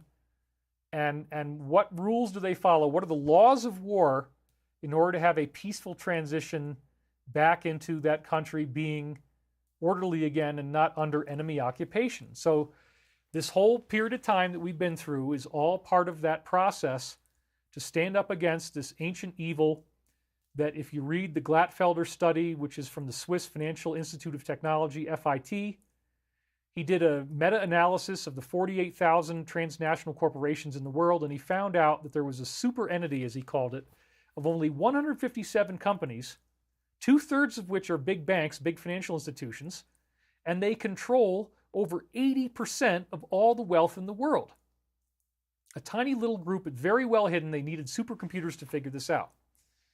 So that's, again, the power of the Vatican, the power of the Templars, how they aligned with each other, the Jesuits, all that stuff, going back to these ancient Roman, Carthaginian gods, and how they worship this weird stuff, and that they have been working behind the scenes using the techniques of the assassins to maintain power for so long. It's a hidden, suppressed history that we don't get to know about until now. And I guess we're at the 1.5 hour mark. So again, if you need to turn off for right now, we got 4,700 people watching. That's awesome. But if you need to turn off for right now, you can come back at the 1.5 hour mark and pick it up from here. My point is, getting to the slides now, that there is huge evidence that the big one is upon us. What do I mean by the big one? I mean that, whoops, now I'm back on camera 5, but I want to be over here right now. I mean that this plan that I heard about, they approached Trump apparently in 2014. He decided to run to use his own wealth to do this. That's an awesome thing. He is a huge, huge hero in my mind. But you see, the media has just been unrelentingly pounding on him. And so in my show on Tuesday, I did an emergency show, and we're going to go through why I did that, because it looks like the big one, which is where they're going to do some final moves, including potentially arrests of very high-level people, could be upon us at any time. I really don't think we're going to see a regular election in November. I will share with you some data about that. To think that it's just going to play out that way is probably very foolish. The DS is very aggressively working to try to create catastrophes. There was this funny hack of the Federal Reserve that just happened with a company, an organization called Lockbit, and it happens to be 33 terabytes. That may be their effort to try to get digital money put into place. They're going to try to, again, just like 9/11, they want to collapse everything. They want to have a big fallout. They want people starving. They want chaos. They want anarchy. And they may be allowed to try. You know, that's the other thing, is that the alliance may allow them to do this. You have to understand the alliance is incredibly powerful. It's international. It involves military and intelligence communities from all over the world. I was given extensive personal briefings on this, and then the personal briefings turned into proof, turned into actual things I could write articles about on my website, divinecosmos.com. We're just about ready to get that refurbished so I can start posting to it again. But I really got locked out of it because we had antiquated software, and I couldn't find anybody who was willing to help me with the website at any type of affordable price. I just kept getting really bad deals, and I just couldn't afford to have somebody help me. Now that's all being fixed. But there's incredible articles I wrote on divinecosmos.com that you can read, and of course, Michael Prophecies talks about all this. So as I was saying, this plan, it was called The Plan. It goes back to the 1950s, JFK. I went through all that already. I told you about how I was first briefed on this in 2009. And now in book 3 of Michael Prophecies, I have all the information on what I know is going on, and I compiled a whole bunch of amazing information. It's in book 3, it's in book 6, it's in book 7. Book 7's introduction alone is worth the price. So if you want to go and read about all these things I've been telling you about the history of the assassins, go to thedisclosure.com. You can get each book for $10. You have to buy it as a bundle using this discount code Revelation. So that is something that you can do to help me. I've made it very inexpensive. Your orders of that book have really been, these books, they're digital, have been helping me drastically. I was able to pay my rent, just barely, mortgage. And so, you know, it's been very intense. There's been an intense struggle, but we are closing on our loan. We're expecting to have it come in very soon. We signed off, again, these affidavits saying we're going to pay our debts. No problem. That's what we want to do. We don't want to be in debt. We have several different bills we need to pay right away. We're going to do that.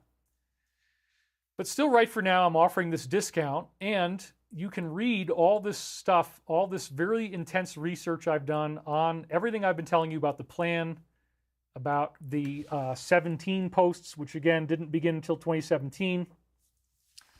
And again, the reason why I did the emergency show is I had prophetic dreams. We're going to review that. And the Alliance is now posting not through 8chan, which was the anonymous message board that they did the posts on, the 17 posts. Now they can actually use Twitter, thanks to Elon Musk's heroic efforts to use his own cash, just like with what happened with Trump running for presidency, financing it himself. Elon financed Twitter out of his own profits. And so there really is free speech there. It's now called X, of course. And that's the only place where I post updates. So I'm not on Telegram. If you see somebody that's called David Wilcock, that's somebody who's doing a great job of giving briefings out under my name, but it's not me. So anyway, there were some posts that happened after I did the show on Sunday that were extremely provocative, involving Julian Assange being freed. And right during the time that I did the show, there was a major escalation, an attack against Crimea that was actually organized by Uncle. and it used our stuff and it used our logistics, and they were trying to get World War III started again. They really want to see society collapse into anarchy, starvation, rioting, lawlessness, cannibalism, and chaos. They're trying to do it any way they can. Can we do it through World War III? Can we do it through a bank collapse? Can we do it through engineered starvation? Can we wipe out the birds? Can we wipe out the cows? Can we ruin the food supply? Can we make people hate each other? Can we do clash of civilizations? Can we get them rioting in the streets because this faction hates the other faction? That's what they're trying to do. Well, I had the first prophetic dream that really got me off my butt to do that show on Tuesday. Did feature, this whole concept, as we've been talking about, that Russia has subs around Cuba, so they're within strike distance. It's like the Cuban Missile Crisis all over again. They have subs around the UK. They have assets around Israel. Russia, apparently, they said in previous shows we talked about this, they've given technology to countries like the hypersonics, North Korea apparently being one of them. That's really scary. And then Iran also potentially. So Hezbollah could actually have the ability to do precision strikes that could not be wiped out. In fact, they gave a list of targets of the things they want to hit. So the small country, starting with they've been very restless. And again, it appears that they were at the core of the Rockefeller faction, which was in strident opposition to the European faction, the Roth faction. But it doesn't change the fact that at the highest levels, there's some wrongdoing going on both sides. Now, I support Israel wholeheartedly. I'm not interested in trying to demonize them at all. My best friend from high school is Jewish. My best friend from college is Jewish. I had a Jewish girlfriend. I grew up around probably 30-40% of everybody that I knew was Jewish in my hometown because I'm in upstate New York. And again, almost all of the people in Israel want their country to not be warlike, and they want this all to stop. So that's where I have a sharp differentiation from other people talking about this, in that it's only a few bad apples, and they're already being dealt with internally within that country. They're already doing investigations. What really happened on October 7th? Did they know anything? And I think it's going to be fine, but it's very scary. So there's all this rumblings of war right now. And anyway, I had this prophetic dream that seemed to get into the Russian subs and everything, where I actually saw missiles go off. There was a terrifying event. Missiles were launched. But then immediately after this, there was this incredible, almost ascension type of world peace situation. It was like angelic. It was like the whole world had changed in such a beautiful way. People were crying. They were amazed. It was the Great Awakening. And nobody could have imagined that when things got that dark and scary, that there was going to be this big twist where everything becomes wonderful. But that's what the ancient prophecies talked about. The Zoroastrian prophecy was frasho kareti. That means making wonderful, make life wonderful. So there's really some great stuff headed our way. It doesn't seem that way. It's very scary right now. But again, there's been this vast covert plan with the alliance, as I call it, the world's intelligence communities, military communities, and they will have their honor restored when we find out what they were really doing. But there's many people who are still asleep. Everything I'm telling you, to the people who are asleep, they don't get it. Family members of ours, you probably have family members who are still completely brainwashed, completely asleep, but nobody could get past what happened in the debate, and everything is now turned against JB, and that's one of the big events of this past week. It did happen 48 hours after I gave a 48-hour warning, but there's another one that you haven't seen. So again, I had this prophetic dream about a missile exchange followed by this drastically amazing worldwide awakening peace event, and then after that awakening happens, I became world famous. Everybody knew who I am, and it's obviously because, if I'm talking about all this stuff and I'm giving it to you in such a concise format, and then everything I tell you turns out to be true, obviously that's going to make me much more publicly visible, and that has its ups and downs. I'm probably going to need to live my life very differently. I'm going to need to integrate with the Alliance for my own safety, because, the trolls that I have now are nothing compared to some of the people who are going to be after me once everybody knows that I was right about this stuff that I've been telling you for the last hour and 40 minutes. So again, that was one of my prophetic dreams. And there was another one that I had after I saw Godzilla -1 which again, as I say, is an incredible movie, came out from Japan, made me cry 3 times. Almost never do I cry from a movie. This one made me cry. Some very intense war stuff in there. Godzilla is incredibly threatening. And in my dream, he was completely blown apart. They had to do it multiple times with fighter jets, with missiles, all this kind of stuff. But in the end, he just completely blew up. And it symbolized, again, this reptilian-oriented, alien-controlled deep state that, again, goes back to Baal and Moloch from Carthage, captured by Rome, brought to Great Britain. Then they migrated to the U.S. They created the 3 nation-states, Vatican City, London City, and Washington, D.C. By the way, according to Uncle Jack, London City was created when they did a false flag. They staged a massive fire or conflagration. They burned the ghetto of London down, and they needed that land to build the city of London. They did it in 1666, hence the 666 in the year. So they've been doing this evil stuff for a long time. That's how they built City of London.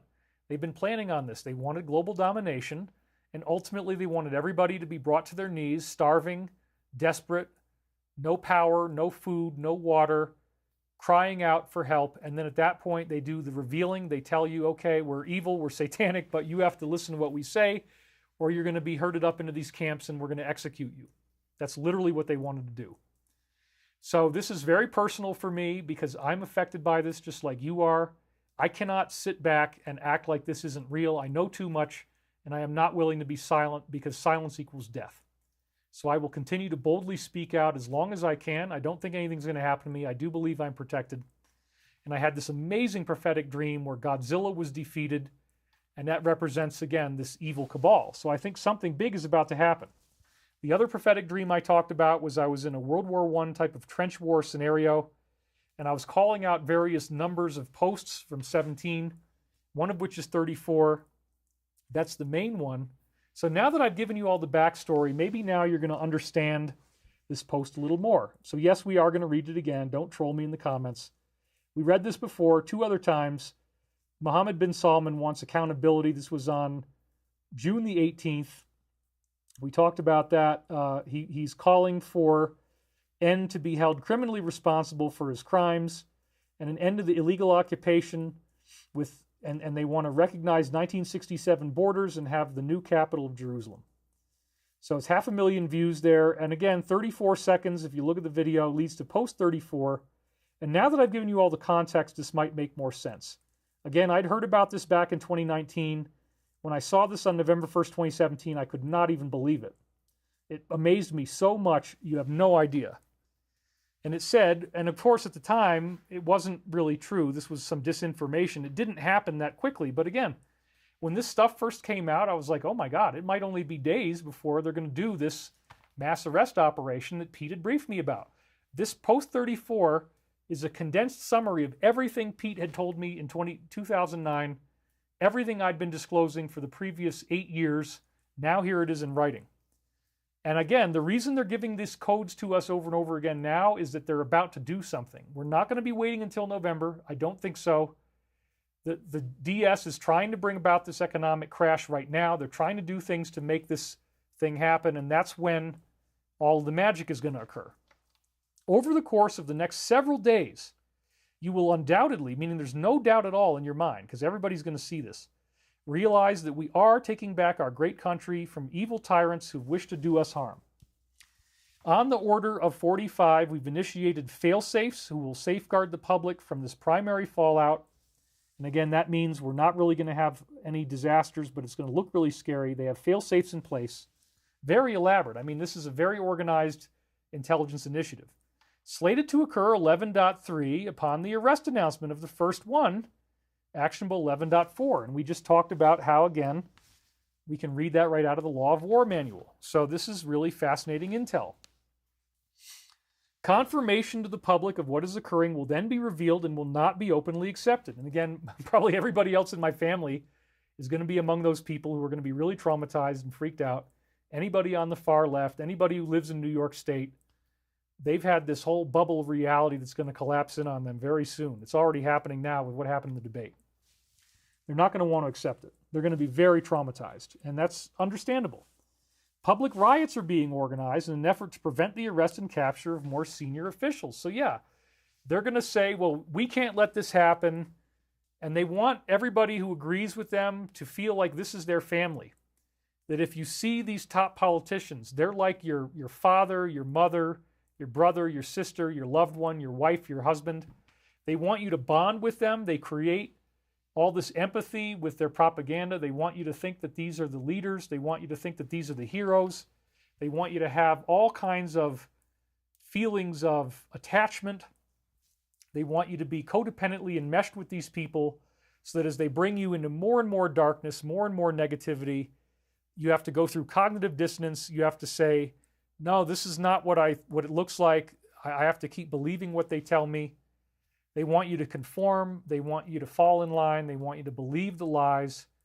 And yet there's just so much deception. There's so much dishonesty, and more people are waking up to it. And the debate really was the Maginot Line, the tipping point. So again, you know, there's all this stuff going on. They're trying to bring 45 down, but they're also exposing Biden at the same time. All these things are happening all at the same time. So what are they going to do? They're going to fight back with riots because people are going to be like, you can't arrest him. You can't arrest her. Oh my God, we got to take to the streets. And then because it's going to get hairy for a while, economic collapse, people all pissed off because arrests are happening.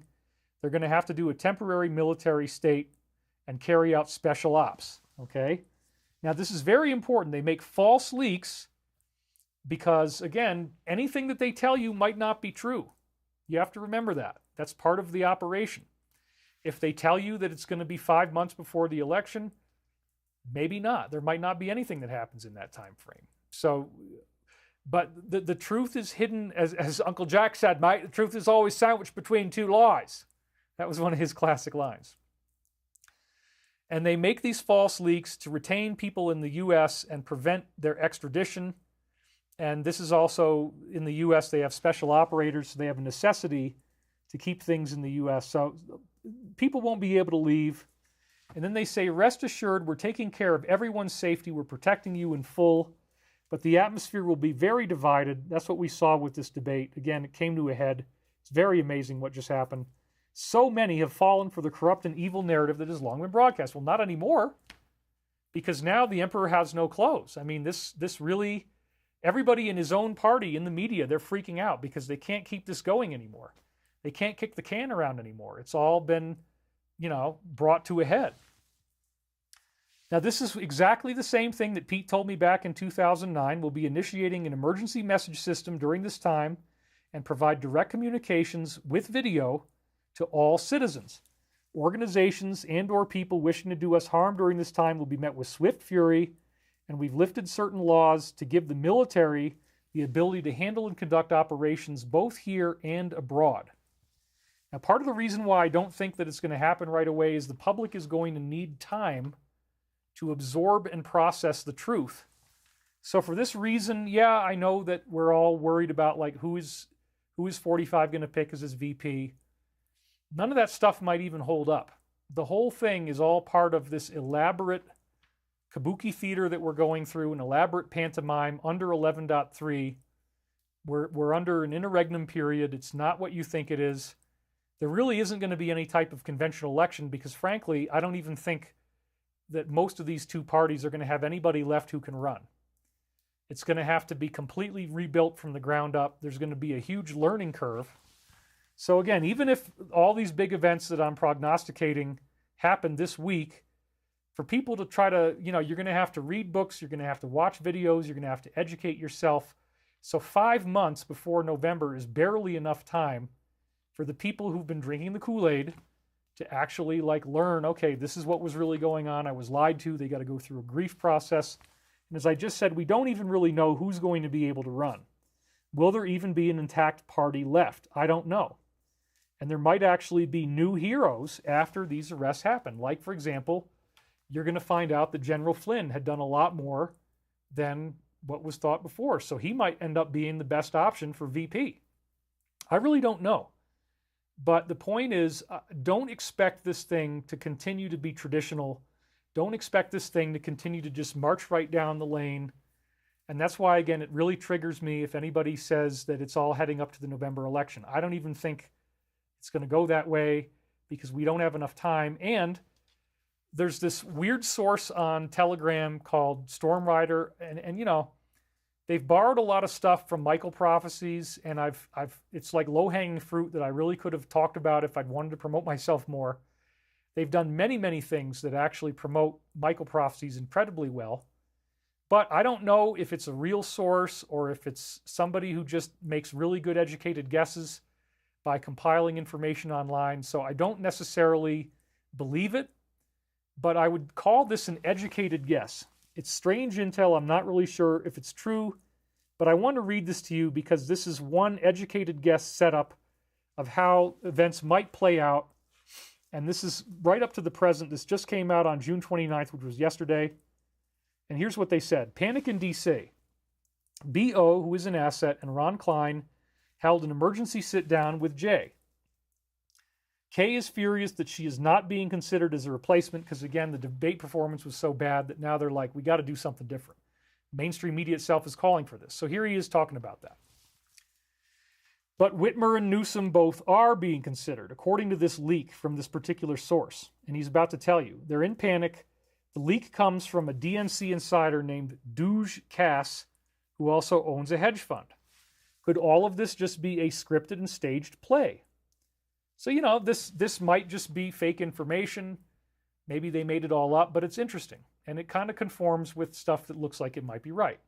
Again, I consider the Ezra Post to be a much more reputable source, but I also am willing to look at this and say, I wonder, are they right? I don't know, but it's at least an educated guess. From what we are hearing and know, he says the devolution plan and secret military orders that were signed have captured mainstream media operations and most deep state stuff. Now they are being forced to continue a script. We've heard this a lot. What you are witnessing, and I did gently edit this to make it a little bit, the grammar a little bit better. What you are witnessing are the final stages of game theory operations. The very final stages. Showing the public the final events that will lead to the cancellation of the E due to corruption and interference. Whoa. That will then, as people learn the truth and they realize, oh my God, these people have been doing this and they've been doing that and they've been lying to us. And it's already started, but if there's a big watershed event, it's going to get a lot more.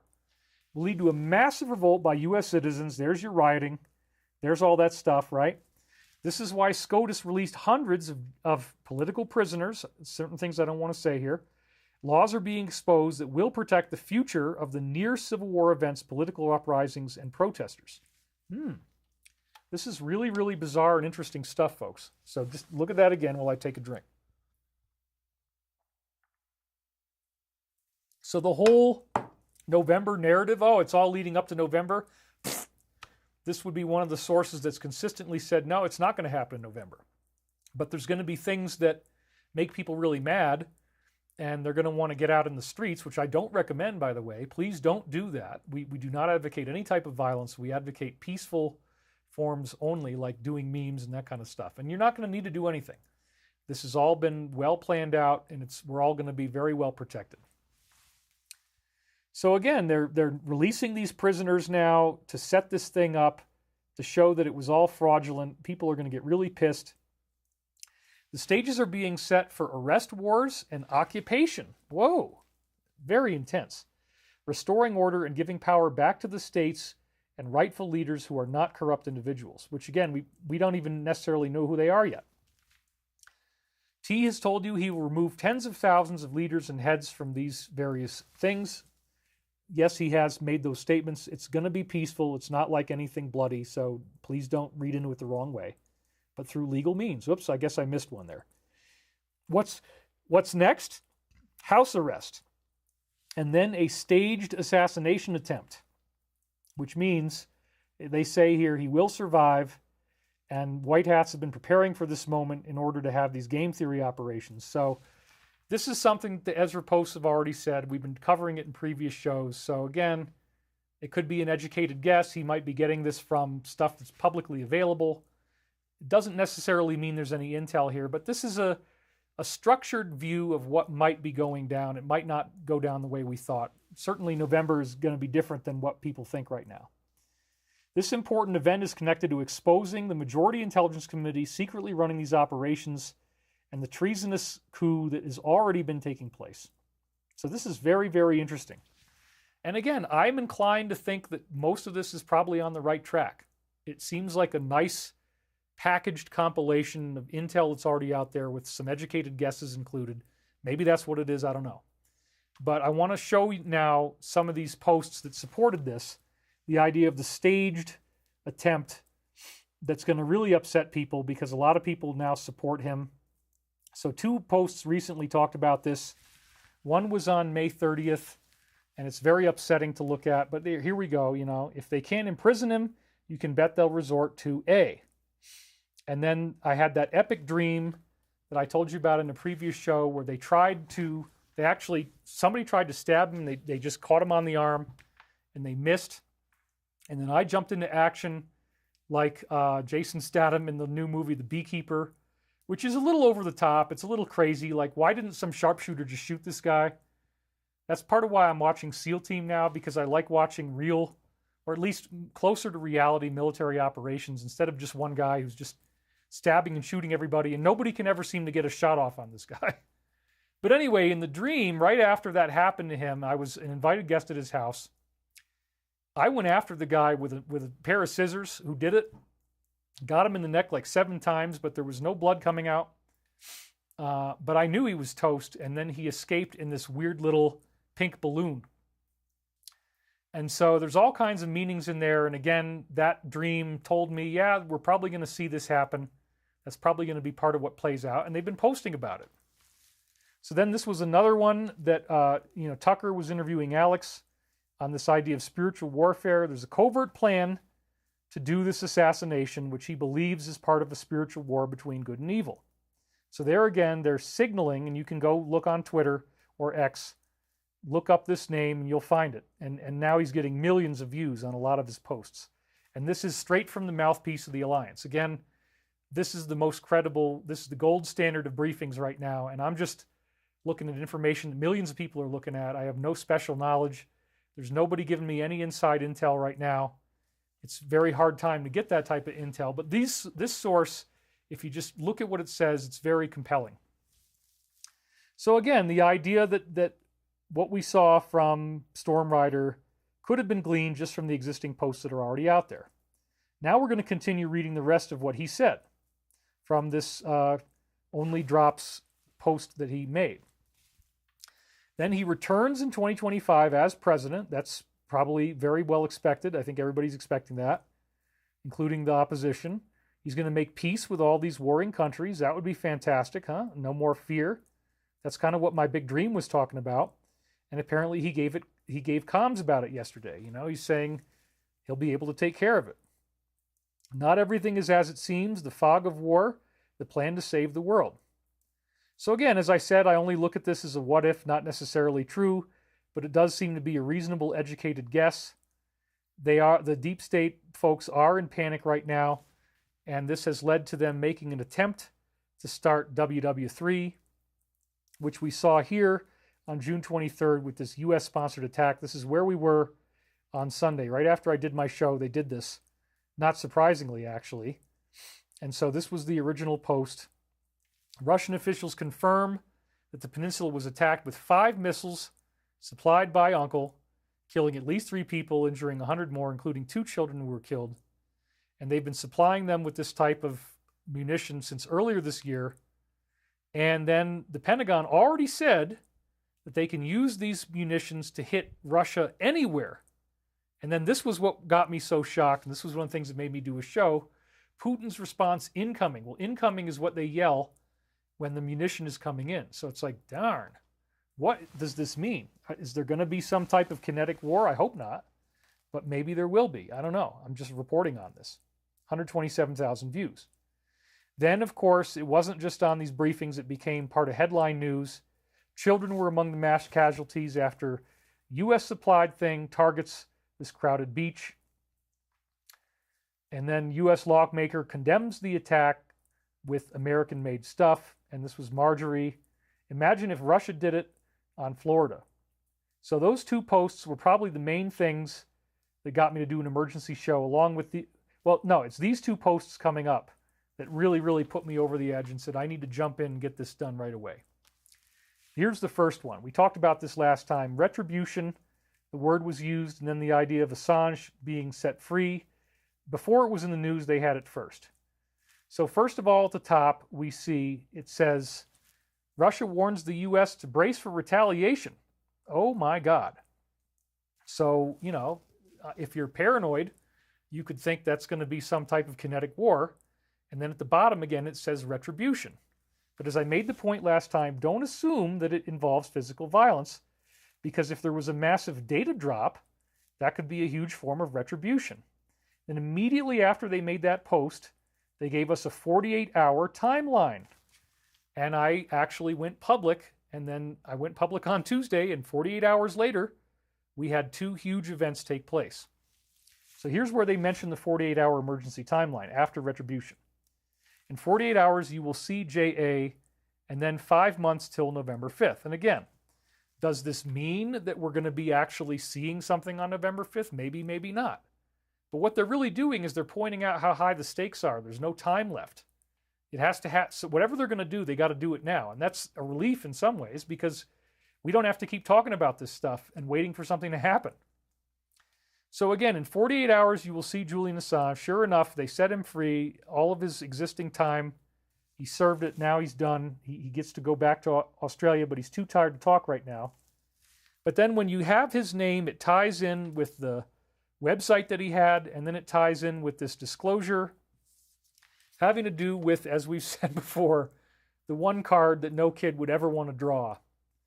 And hopefully that never happened to you. So that's the disclosure that was leaked through him, all right? So here's the headlines. Julian is free. He's released after time-served plea deal. And then CNN anchor was slammed over, cutting the mic, exposing the lies. It proves our point. X22, as I said before, started connecting the dots. First of all, he links to Gateway Pundit about being freed, and then he wrote this stuff. So by the time all this happened, and I knew June ETA, I remembered actually seeing that somewhere in the 17 posts. I wasn't really sure where, but then again, you know, we have somebody who got murdered here, and he was the leaker to JA, who was just freed. He was the leaker of this information that led to the card being pulled. And then it ties in with the server information they have. And so I knew that there were going to be posts that he had in this episode. This is why I rushed to do a show on Tuesday, but I didn't even have time to go back to X22 and look it up. So now I've done that for you so you can see why this is so exciting. What did Dave find for June ETA? Well, there's 3 things that he brought up in this show. So you can go back and look at that show and find them, but I'm going to read them to you. The first one is Post 1195. It's incredibly provocative. Came out on April 19th, 2018. And again, this is freakish. It's time-bending prophecy because, again, Julian was freed in June, and now we're about to go into July, but the big event happened in June, and retribution is about to occur. So how could they have known this in 2018? Well, check this out. This is crazy. When will we find out about Seth and Las Vegas? If you read up at the top. And then it says Seth connects to the D. And then they have MS-13, which again is the Mexican terror group. JA, we know who that is. And then why did the D's push legal rep on family? But then look at that, June ETA. So again, JA, we know what that name is. And so the question was, when will we find out about Seth in Vegas? And it says June ETA, and it ties in with JA. So this is very, very fascinating. Then 1591, he also linked to in the show, repeats the same message over 2 months later, June 26, 2018. Same kind of stuff comes through.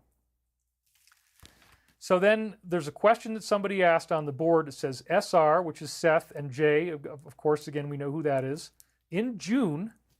So again, that June is apparently 2024.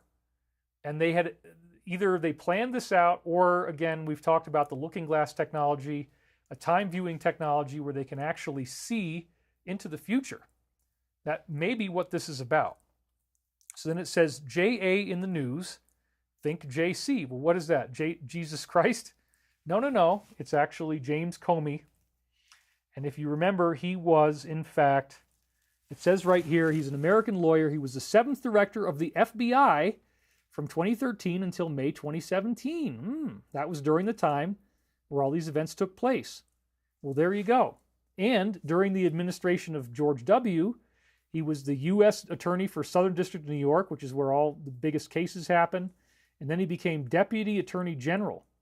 Okay, so he's got a lot of power. So again, JA in the news, think JC. So JC apparently was responsible for this wet work that took place. Server, which they have all the data from, they've captured all this data. So even though Julian supposedly had to delete everything as part of his release, they've still got it, the Alliance. Server unlocks Seth. And what happened to him? He was the leaker, right? MS-13, 2 of them were 187 nearby, and their phones unlock command and control. Well, here's what 187 means. It's actually a code for murder in the police system. And then again, so it says June is the ETA estimated. You look at that at the bottom. So remember at the top, the question is SR and JA in June, anything. And then they say ETA estimated it has begun. So once again, this is just an astounding prophecy. In 2018, they knew when he was going to be released. They knew that it would be in June and that it's going to trigger all this stuff that's going to unfold. Well, Dave was on top of it. X-22 report. I got to give him full credit. High five, buddy. So then we have this, post-1595 with additional context where they say desperate agencies do stupid things. Dead cat bounce. You may have the site, right? Because in June they're going to take it back. He's not allowed to publish anything anymore. But we have the source.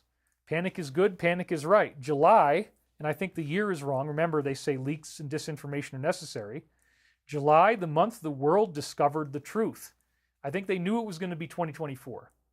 So if that's the month that the world discovers the truth, then buckle your seatbelts, folks, because what's going to happen this coming month is going to be so game-changing you haven't even begun to see anything yet. This is very exciting.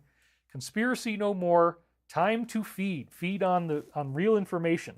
It's going to feed your soul spiritually. So wow, there it is. July, the month we discovered the truth, and here I am doing this show the day before July. It's very stunning. It correlates with my prophetic dreams about Godzilla being defeated, that I'm in this trench war situation. I call out the number 34, and then fighter jets are just disappearing out of the sky. The war is just ending. Missiles that were fired just vanished in the air. And so I do hope that, I think I am. I think I'm having a great effect on the outcome by doing these shows for you, bravely talking about this stuff, bringing you out the truth. This is all very exciting. So then, the DS is panicking. They need money. They're really, broke. All their funds are being tied up. So what did they try to do apparently? They tried to get their lithium mining done in Bolivia. There was an attempted coup the very next day after all this stuff took place, June 26th. And this was from the Alliance posts. First, they posted that it was a success. So you had that post about Julian in 48 hours. And then the very next day, they said, first of all, they thought that it had worked. The company has completed a takeover of Bolivia. And then they say, warning, watch Elon. So at first, this was very frightening. It's like, oh man, they got away with it. But then everything changed. They deleted that post. And it changed to this on June 26th. They have failed in Bolivia, and now there are stand-down orders. Wow. So then I'm skipping through some of the posts on X that we're going to read momentarily, but this all happened on the same day that I did my show, on the Tuesday, and then 2 days later, within the exact 48-hour window that I gave you, there was 2 epic defeats in one day. The first is almost completely unknown. People are not really tracking this, but the second one was very public. So here is the first, and here is the second. That's right. On the bottom, you got good old Joe and the infamous red X. Now, that would not happen unless there is no way that he's going to continue forward. And that's what actually the MSM wants. So this is fascinating. But let's start with the one up top, because that's the one people don't really know about. Surrendered under the guise of a peace deal. Oh my gosh, this is frickin' epic. And again, it was less than 48 hours after we did our emergency show. So I'm going to take you through the headlines on that. But the point was, in my emergency show and the shows before that, I kept reading you these posts. I said, look, something really big and crazy is getting ready to happen. There's going to be retribution. Putin's response is incoming, suggesting projectiles. Well, guess what? They buckled. And they said, yeah, we really don't want to go down that way. It's time to surrender. It's incredible that that happened.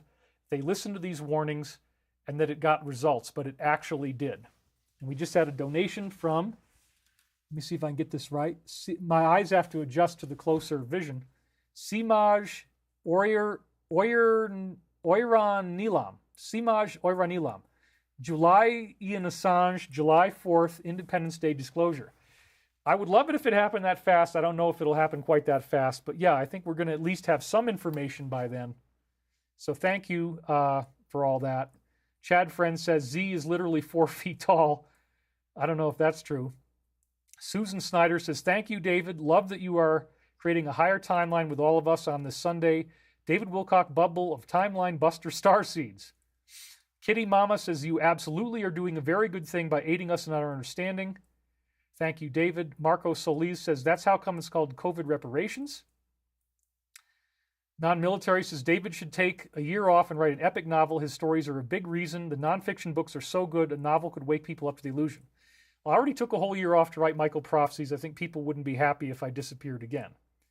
Highfly G123 says, surrendered. I haven't seen it yet. Well, now I'm going to show you the proof because, again, people missed this. So here we go. I'm going to show you the actual headlines. Check this out.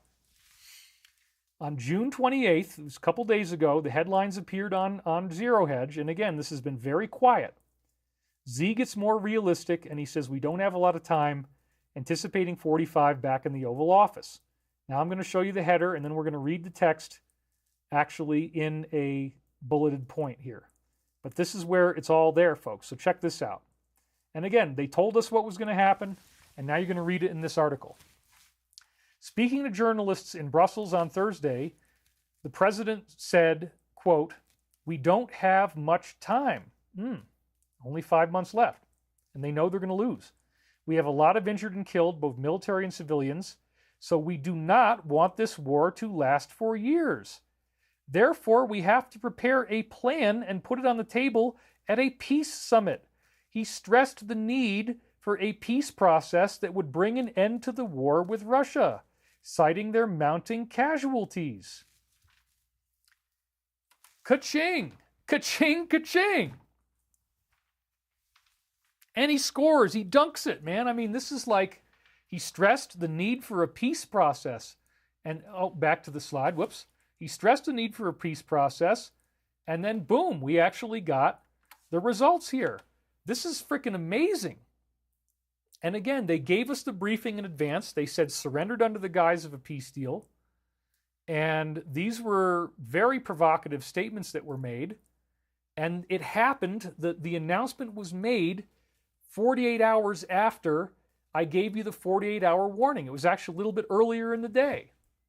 So all these threats were being made to the DS by the Alliance. The Alliance is saying, look at post number 34, look at post number 25, look at post number 24, da-da-da-da-da. I'm reporting on all this, tying it all together, which is probably why I don't get taken down, is that they want, even the enemy wants to have my overview perspective on this because I'm tying it all together. So you were asking me, where was the proof? There it is. So Gamer Play says, what about Vegas? Well, I imagine that's one of the things we're going to learn about. This was an attempt against MBS. It didn't really work. Deborah Ouellette says, the Great Awakening is about to happen. It's what we've been waiting for all this chaos and lies to end. Juan Herrera says, super awesome. Thank you, brother David Wilcock. Buzz Jugs says, howdy doody, David, my man, I love you. Maddie donated $50, says, thank you, David, you rock. There it is. Is Z working for the Alliance? I really doubt that. When I watch, Cynthia Taylor kind of shades Greer a little bit. When I watch Greer, there's no superfluous. It's chat, chat, chat. Please go to the point from A to B. You walk around the block before you go from A to B eventually. Thank you, David. I guess she's saying that I don't do that. Thank you. Maury Bitgood says, Thank you, David, for the incredible work you continue to do for humanity. Wondering about your take on RFK. We have a slide on him coming up. We got 2 donations coming in. Jacob Almond, been praying for disclosure and an end to the BS of the DS since your Ascension 2000 days. Do you really believe something big could be imminent? Yes, I do. Otis Carr, Grok Fourth Masters, thank you. David, Larry Newkirk, have you ever met Billy Carson? Are you friends? I haven't met him, but I very much respect him. And we were actually talking in the past about doing a show with him. It didn't quite get off the ground at the time. But Mel Dosange says, how tall are you, David? I'm 6'0". Ray Briggs, how long do you think it'll be till the public wakes up? I think very soon, actually. Gregory Leon Watson says, Z's in trouble if Trump returns. I agree. PTA Therapy donated $10. Thank you for doing this. I'd become complacent, thinking nothing was going to happen. Thank you for being here to help. I've been following you for 6 years, and I love learning from you. So Patrick Byrne, Lexi Abbey says, Patrick Byrne said disclosure was going to happen soon on Roseanne. Tarotina donated again. You are the NEC Plus Ultra Super Mega. Thank you, Tarotina. So yeah, I tried to be concise. I'm trying to get you guys a lot of information in a very short, compressed period of time. So let's continue with that process. So now again, we're looking at the slide. He stressed the need for a peace process. This was the full prophetic realization of what they told us just a couple days before, surrendered under the guise of a peace deal. Well, they warned us about 48 hours in retribution, right? And then the retribution for the war is that the war comes to an end. There's a peace process. So it wasn't a kinetic war, just like I'd predicted on Tuesday. And it did happen within 48 hours. And it's probably connected to the coming release of the information that JA had related to the card that nobody wants to pull. The very same day in the 48-hour window is this stunning collapse in the debates that we saw leading to this red X. So you got surrendered under the guise, that's June 27th. And then the same day, the debate, boom, he's no longer going to be able to run. So this 48-hour prophecy window really delivered. And again, I want to thank the Alliance for how accurately they structure all this stuff. And I feel very honored and privileged to be able to put this together for you, tie all these pieces of data together, bring this information out to you fearlessly. And so now, because we're already down to the last 40 minutes, we're going to quickly go through the entire week of posts from the Alliance as they played out in real time. And it goes back again to June 23rd. There was a horrific attack on a church and a synagogue at the same time that the attack on Crimea Beach happened. So here's that post. It says, 2 terrorist attacks against an Orthodox church and a Jewish synagogue in Russia occurred simultaneously. On the same day, they accused the U.S. of carrying out a deliberate attack on the city of Sevastopol using American-made weapons. The terrorists wore Adidas tracksuits and had a major exchange of fire with Russian police. They then slit the throat of 66-year-old Father Nikolai Kotelnikov inside the church. Russian police officer confirmed dead with many other casualties. Russian security forces neutralized both of these guys. The others were detained on the beach. And this was a distraction and cover for the DS against their attacks from earlier. This is what they like to do. They like to lay down cover. And again, you know, I kind of missed all these videos. I guess I didn't have enough time, but there's 13 seconds, 7 seconds, 5, and 27. There's probably some posts in there we need to dig through. We'll get to that in the next show, I guess. But, you know, it's going to be the same message that things are about to happen very soon. Then we have the Z insignia on military vehicles, as it says right here.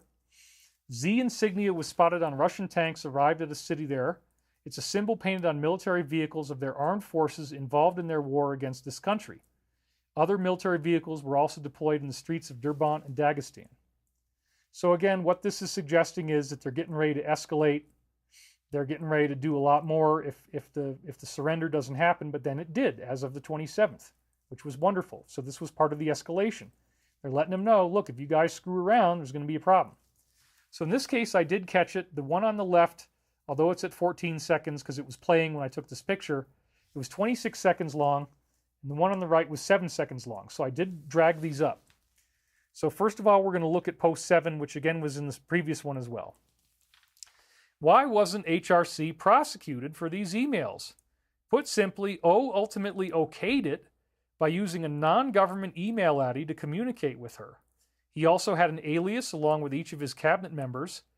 Therefore, if they indicted her, he would have to be indicted and his cabinet, and they would never let that happen. This is all, again, going back to the stuff with Julian, right? And it's all coming to a head right now. So they're telling you this, signaling to this Post, it's going to become present information once again. Remember that O lied about knowing, but that ultimately came out in the dump. Poof, data dump.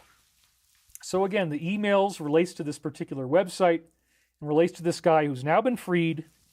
And once he's freed, then, now he's not going to be hurt if this information leaks from another source. He's not the leaker, but believe me, they backed up the hard drive. They have other copies of this stuff, even though if he deletes it all, it won't make a difference. So that's very fascinating. And the other post was 26, one that we should know well by now. Think about it logically. The only way forward is with, you guessed it, the military. We have the situation fully controlled. They have an incredible amount of stuff going on. You can't even imagine how vast this is. Save and spread, once 11.3, right after I'd been talking about it and defining it, verifies as the first marker, biggest advanced drop on this message board. And we know what 11.3 is. That's the secret, well, it's not secret, but they're coding it in, this law of war manual thing about an enemy occupying power. Then we have a member of the UK Parliament who's talking about this nefarious trade that goes on that nobody likes. I don't think anybody wants to be involved in that. You'd be tortured. British Member of Parliament Andrew Brigham claims he has given the UK government hundreds of names of people involved in this particular crime. He goes on to say that these people, certain people who are small, are being flown into airports, little airports that have fences around them. It's very sad. And the government refused to do anything about it. They use them in trade for 3 years, and then they harvest them. Oh my God. It's just horrific. So that's going to be some of the stuff that's really upsetting. Repairing it for us now, and they had almost 250,000 views. Then, before he surrendered, 4 days before the surrender deal, Z demands more weapons. 4 days before they posted surrender under the guise of peace, as I just showed you. Here's that post. He demands more. Following Russia's claim today of a deliberate attack with American-made projectiles, he's now demanding even more weapons to intensify his counterattacks. But we don't want to do that, right? He aims to enforce just peace, so he says, while severely wasting our funds on a war that he cannot win. Today's attack resulted in the deaths of 5 people, including children, injured over 100 others. When will they stop funding him? Well, that's what's happening. Now it's surrender under the guise of a peace deal. Now, Princess Anne might be in line for royal succession, so I believe the dark folks injured her after this staged incident because they don't want her to take control. She might actually be loyal to the alliance. That's entirely possible. So it says she's been admitted to the hospital with minor injuries and concussion following an incident at her own estate, Gatcombe Park, on Sunday. She's the second child and only daughter of Queen Elizabeth II and Prince Philip. She was born third in the line of succession to the British throne and is now the 17th. Well, that doesn't change the fact that something might happen, that she could become in power, and 17 is a code word, right? Code number. So there's the bottom, 80, what looks like 61,000 views. Then they posted on the 24th about McAfee that he got it all and he may not be dead. This was really fascinating because, again, his suicide may have been staged and it might not be real. John McAfee was about to expose some of the world's largest criminals before he allegedly, quote-unquote, committed suicide in a Spanish prison. And clearly they're putting it in quotes because he's still alive and they staged the whole thing. He's been hiding out, waiting to speak, and helping the alliance behind the scenes. That's what I think is going on. He was in the Spanish prison held on fabricated tax charges. He provided government secretaries with laptops that contained viral spyware. And he was able to control the entire government computer system. Whoa! His web software was used on computers at the WH, granting him access to HC's emails and those of other high-level people. She denied him entry into the U.S., and he always insisted he was never suicidal. Yesterday marked the 3-year anniversary of his death, quote-unquote. And then they have a tattoo, which I guess I didn't grab that picture, but I think it says suicided or something like that. So he knew it was all going to be staged. This had 684,000 views, which is amazing. So that McAfee thing actually was one of the final trigger points that made me do an emergency show the very next day. I said, man, if McAfee has it all, and they're going to let you know that he's still alive, and they're going to release all of his information, we're not waiting until November. Big stuff is about to happen. Then we have small country building up to a showdown with Lebanon. That was posted on the 24th. Here's the link to that. Reports are circulating of increased military movements of convoys heading for an alleged showdown with Lebanon. The Prime Minister said the intense phase of the war is about to end. That's in Gaza, but that the military's focus could then shift to Lebanon at the northern border. A top U.S. military officer warned that any of these offensives would risk a response from Iran. Yuck. Iran and Russia have also entered into a new level of alliance. So again, this is showing the enormous threat. If they keep screwing around, then very bad things could happen very quickly. And that might be, if nothing else happens, it could be. I don't know. I mean, I'm not involved in this. I'm not making any decisions. But there again, we have a 20-second video, 67,000 views. The 20-second video could be post number 20. And who did POTUS meet with yesterday? Was the Attorney General there? How many military intelligence generals were on the White House's list to attend this separate meeting? Could the meetings have been combined? So this was a very important alliance meeting. Why did they have to renovate certain rooms in the White House? Where did they have the meeting on Monday? Probably in a skiff where there was no surveillance. Why did they not allow phones in the room? Because they didn't want anybody to know about the plan. And what firm did they contract to conduct the renovations? So this is just a documentation of secret meetings, which again is about this McAfee stuff and about the plan on how they're going to bring this to an end. Then we have the Federal Reserve hack story, which I believe was an inside job. They're really winking at you and saying that much because what do they want to do? They want to launch a central bank digital currency. So think about it. If our financial system falls apart, that's been their plan. That's what they wanted to do back in 2001. They've tried to do it over and over again. If they can collapse their own system using a fake hacker attack, and they can say, well, sorry, we're not solvent. The dollar doesn't work. We're going to have to go over to digital. But now everybody's basically a slave. So that's the problem. That's what they're trying to do. So here's the whole post, and then we're going to zero in. The United States Fed has allegedly been hacked by a ransomware group called Lockbit. The declaration was made through a post on the dark web. They claim to have extracted, wink, wink, 33 terabytes of information. Oh, 33, right. That's their number, which I saw on the ground on that carpet, the blue carpet that I saw in the Masonic Lodge. The data reportedly includes confidential details of American banking activities. This could be one of the most substantial breaches of financial data in history. And again, they could use this as a pretext to say, oops, somebody did something, they ruined the system, now we got to go digital. That's probably what they want to do. So be ready, have some cash on hand, have your stored food and water, because things could get really hairy here, folks. They're backed into a corner, they're out of time, there's less than 5 months to go, and they're going to look for answers. Of course, they're already linking this to Russia, which it probably has nothing to do with. Fed themselves have not confirmed it so far, but here's the big tell. The number 33 tells you everything you need to know, and apparently they have less than 24 hours to act, according to this group. Well, nothing actually happened. Thank God. 2 million views. And again, I was seeing all this coming in. I didn't have time to cover all this, but it was another trigger for the emergency show. You guys are donating like crazy. Ed Creeder donated $123. I caught that red out of the corner of my eye. You can see it right there. He says, love your work. I know I'll love my hover car one day. Yes, we're really close to that.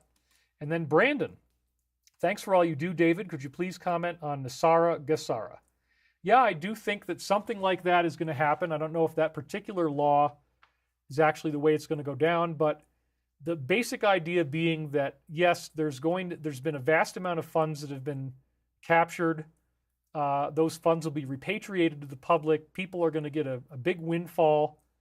I think back in 2009, Pete was telling me they wanted to give everybody $10,000 at least. I hope that's still the case. It might even be more than that now. I don't know, but even $10,000 would be amazing.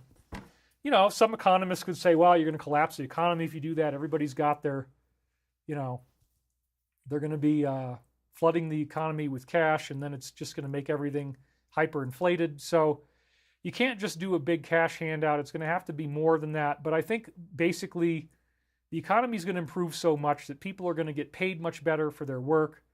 It's going to be just a much more favorable system overall.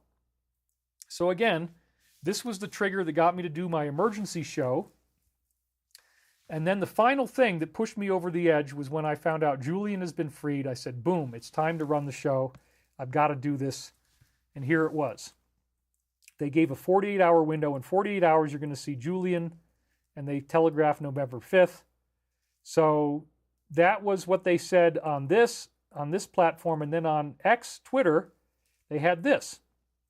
He has been freed. He regained his freedom after plans to plead guilty as part of a plea deal with the U.S. Justice Department, allowing him to go free after 5 years in a British prison, according to court documents.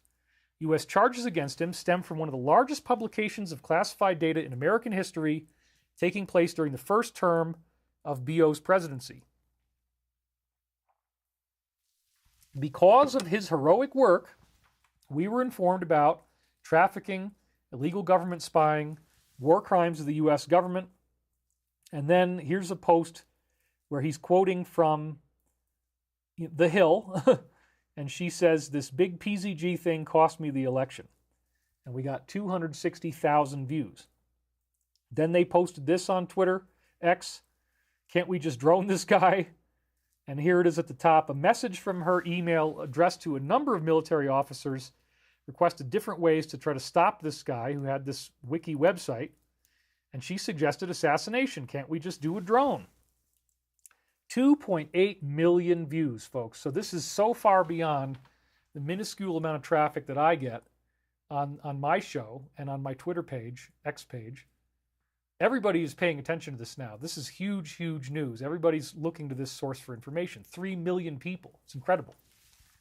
Then they pointed out that these emails have never been disputed. And so it says right here that this whole scandal originated from emails that were published on that website of the guy who was just freed. The emails from John and his brother Tony used FBI documented words to describe certain things they didn't want anybody to know about if the email got ever found. And then it says here the emails have never been disputed. And this had almost 1 million views, 990,000. Now they're pointing out that Pompeo wanted this leaker guy dead. This is something they linked to with Tucker. It says former director Mike wanted this particular individual dead for exposing his organization on his website. Pompeo reportedly became fixated on him and his website following the publication of his vault materials. In his quest for revenge, he redefined the website as a hostile entity. And then there's a great video with Tucker where he's explaining all this to you. It's really quite something. Then we have 44's sister being tear-gassed while she was on television. This is something they probably staged to try to create more tension and fear.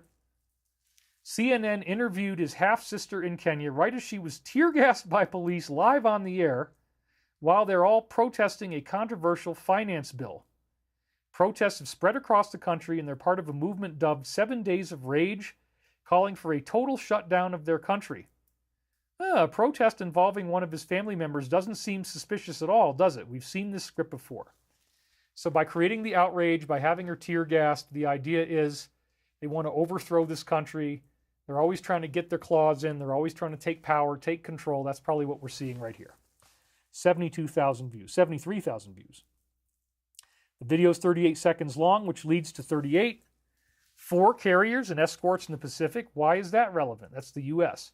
To prevent other state actors from attempting to harm us as we go through this transition. Russia, China, or North Korea, or all three, yeah. Think logically about the timing of what's happening right now. They're telling us in the present. Notice the increased military movements. Notice deployments of National Guards. Notice false flags, as we talked about what that is. Follow HUMA.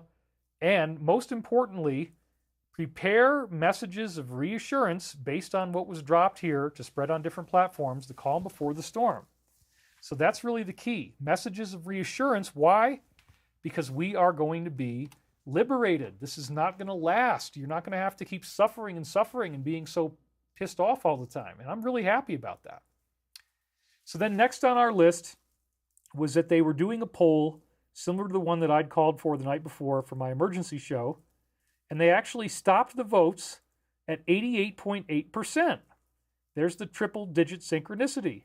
Should I make a post about strange connections between the Roths and this particular individual, J.A., or is everyone going to get offended? 88.8% yes.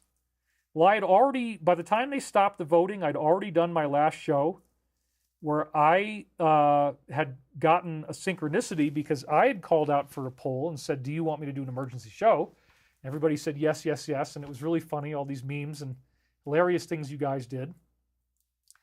So then the next day, I went out there and looked at their site, and they had done their own poll. And at the exact time that I checked it, they had 888 votes. So there's the 888. And I said, isn't this interesting? Because once again, they're signaling to me because I had just done a poll, and then they did a poll the very next morning. And then Archangel Michael, the telepathic influence I have, ended up getting me to look at it exactly at the moment there was 888 votes. With my vote, because I voted yes, that was the 888th vote. So it's as if they had my back because they stopped the polling at 7,613 votes when it was at 88.8%. So thank you again to the Alliance. This is another ongoing example of how, they don't want to, if they put my name out there, I'd have 500 people coming after me like the guy I talked about in the weeks before. And one is enough. This one guy is very dedicated. It's not that big of a deal if it's just one guy, but if it's 500 people like that, yeah, life would be pretty upsetting. So I think that's why they don't telegraph to these millions of people who I am. So if you're here and you're getting to see these shows, it's a blessing because you're learning all the distilled core of information. I try not to have any fat. It's just all fact, fact, fact. We're just going to tick down the list. So thank you again to the Alliance for giving me yet another inside comm. On June 25th, they had a communication about Julian and his ideas about what happened in 2001. And they're asking if he's changed his tune. So let's go to the top here. His response when he was asked about supporting a new investigation into this tragic event of 2001, he mentioned the role of Saudi and a couple of other states, but he does not mention the small country. He agrees it should be investigated and then goes on to say that he doesn't think it matters that much. Quote, there's a certain view regarding this incident where people think it's some kind of holy grail that's going to shake up the existing order of things. At the time, he said, I don't think it would, even if it were to come out that some rogue agents were involved. Perhaps he has changed his mind since. And then you look at the bottom and it says it's got almost 100,000 views. So what is this telling us, folks? This is saying, yep, this bundle of data from 2001 is going to be part of what we're about to get hit with in the very near future.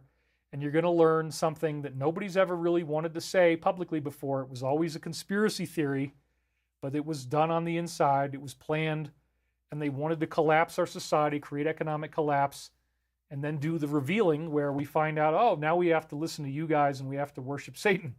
Literally, that's what they wanted us to have to go through. Oh, we got another donation here. Carla Gibbler says, can you get your own platform so you can say whatever you want like Billy Carson? Well, I do get to say whatever I want. You just have to read between the lines and look at the screen. I'm sorry if you're on a little smartphone, it's going to be harder. But yeah, I basically get to say whatever I want. I just have to be really careful about the wording. But, I don't think there's anything missing. I'm not leaving anything out. Hey, David, I joined in late. I hope to hear your Australian accent, mate. Can you tell us if Stavati is going to be publicly traded? No, actually, there's some reasons why, because we're going to be doing stuff with the Area 51 folks, classified technology. We don't want to be publicly traded right away because then we have to disclose everything. I do want it all to come out in time, but if we were traded publicly at the beginning, then we'd never be able to work in that capacity. So I hope you can understand that. All right. So now we're back to Princess Anne here. The next thing is that she has some nasty complications. It says right here, a royal expert warned there could be nasty complications for Princess Anne after she had a head injury and concussion caused by a horse-related incident. Now, they could influence the horse through different means, an ice dart, energy weapons, all that kind of stuff could have happened. Anne has already spent a couple of days at Southmead Hospital in Bristol. Quote, a blow on the skull can shake up the brain, cause a brain bleed, and that can lead to other nasty complications. A recent report claimed she'd suffered temporary memory loss, but her husband claims she is recovering well. So again, this is probably tampering with the fact that she might have a role in the next government. That's what I think is going on. They're just reporting on her well-being. 63,000 views. Then we have Candace. Once again, they start going around the 2001 issue And she drops some major, major stuff here, folks. This is pretty fascinating.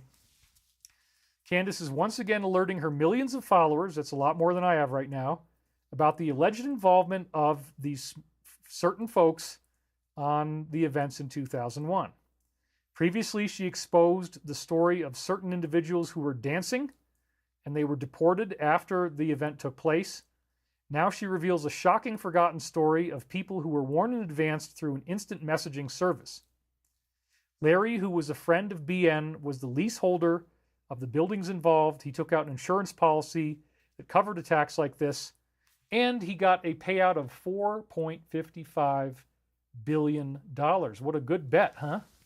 So she talked about all this stuff. She's very brave, and she got a whopping 3 million views, a 10-minute video. I recommend you go watch it. It's incredible. And she uses nice lenses like I do, and she's got some nice depth of field there with a Christian cross in the back showing that she is part of the alliance too. She supports the good guys. So then we hear about these dirty labs being relocated, and the country, the continent now is Africa.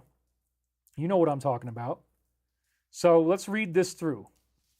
This particular military is blaming our government for relocating these dirty things to this continent after claiming they had all been destroyed in the war. They mention the following countries where these dirty things are being attempted to be established: Congo, Sierra Leone, Cameroon, Uganda, and South Africa. They claim that under the guise of humanitarian efforts, the U.S. is actually planning to do another one for the 2024 election, similar to 2020. Well, they've already been trying to build that up. I really don't think that's going to happen. I wouldn't spend too much time worrying about that. I don't. They might try, but it's going to be stopped. And again, this had 500,000 views. We got more donations coming in now. JT says, "Hi, David. When you add up the date 4/7/24, we get 17. Ron, as okayed, Trump has been saying he will show it to the border down in the 5th. Could have had everything if it starts tomorrow. Our work." John from Byron Bay, Australia. Thank you, John. And Judith Ocasio says, "David, we've got this one for all and all for one. Do it 45, do it." Thank you so much, David. Very informative podcast. I feel so much better.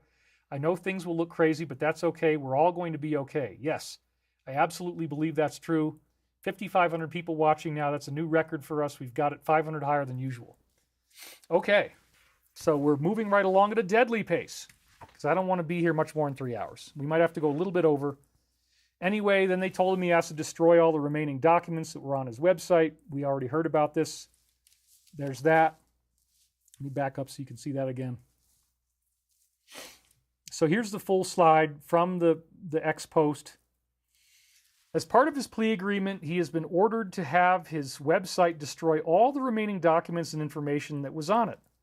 After destroying all these documents, he now has to provide a signed affidavit, similar to the one we just had to do, where we've got a promise that we're going to pay our debts, which we're happy to do. But again, even if he signs something, it doesn't make a difference. Okay, now we've got Vince Free, donated $20. Keep up the good work. You're doing a phenomenal job. Thank you, Vince, very much. I do really appreciate that. So again, here it is. And again, they've got a backup. So even if he deletes it, it's like, oops, there was another copy. 72,000 views.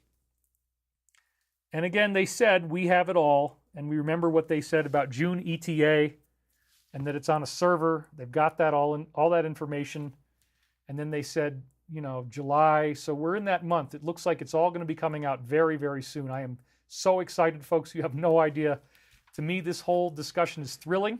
So let's keep going. So then RFK praised Pompeo.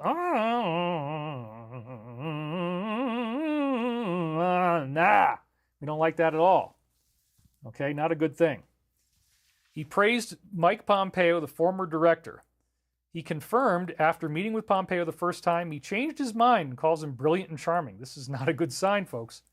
He even goes further, saying he would guarantee him a position in the administration if he was actually elected. And he claims that Pompeo regrets not fixing his organization. Quote, "The entire upper echelon of that agency is made up of individuals who do not believe in the democratic institutions of the U.S. Well, that part is true. But again, this is pretty self-incriminating, and so he's not...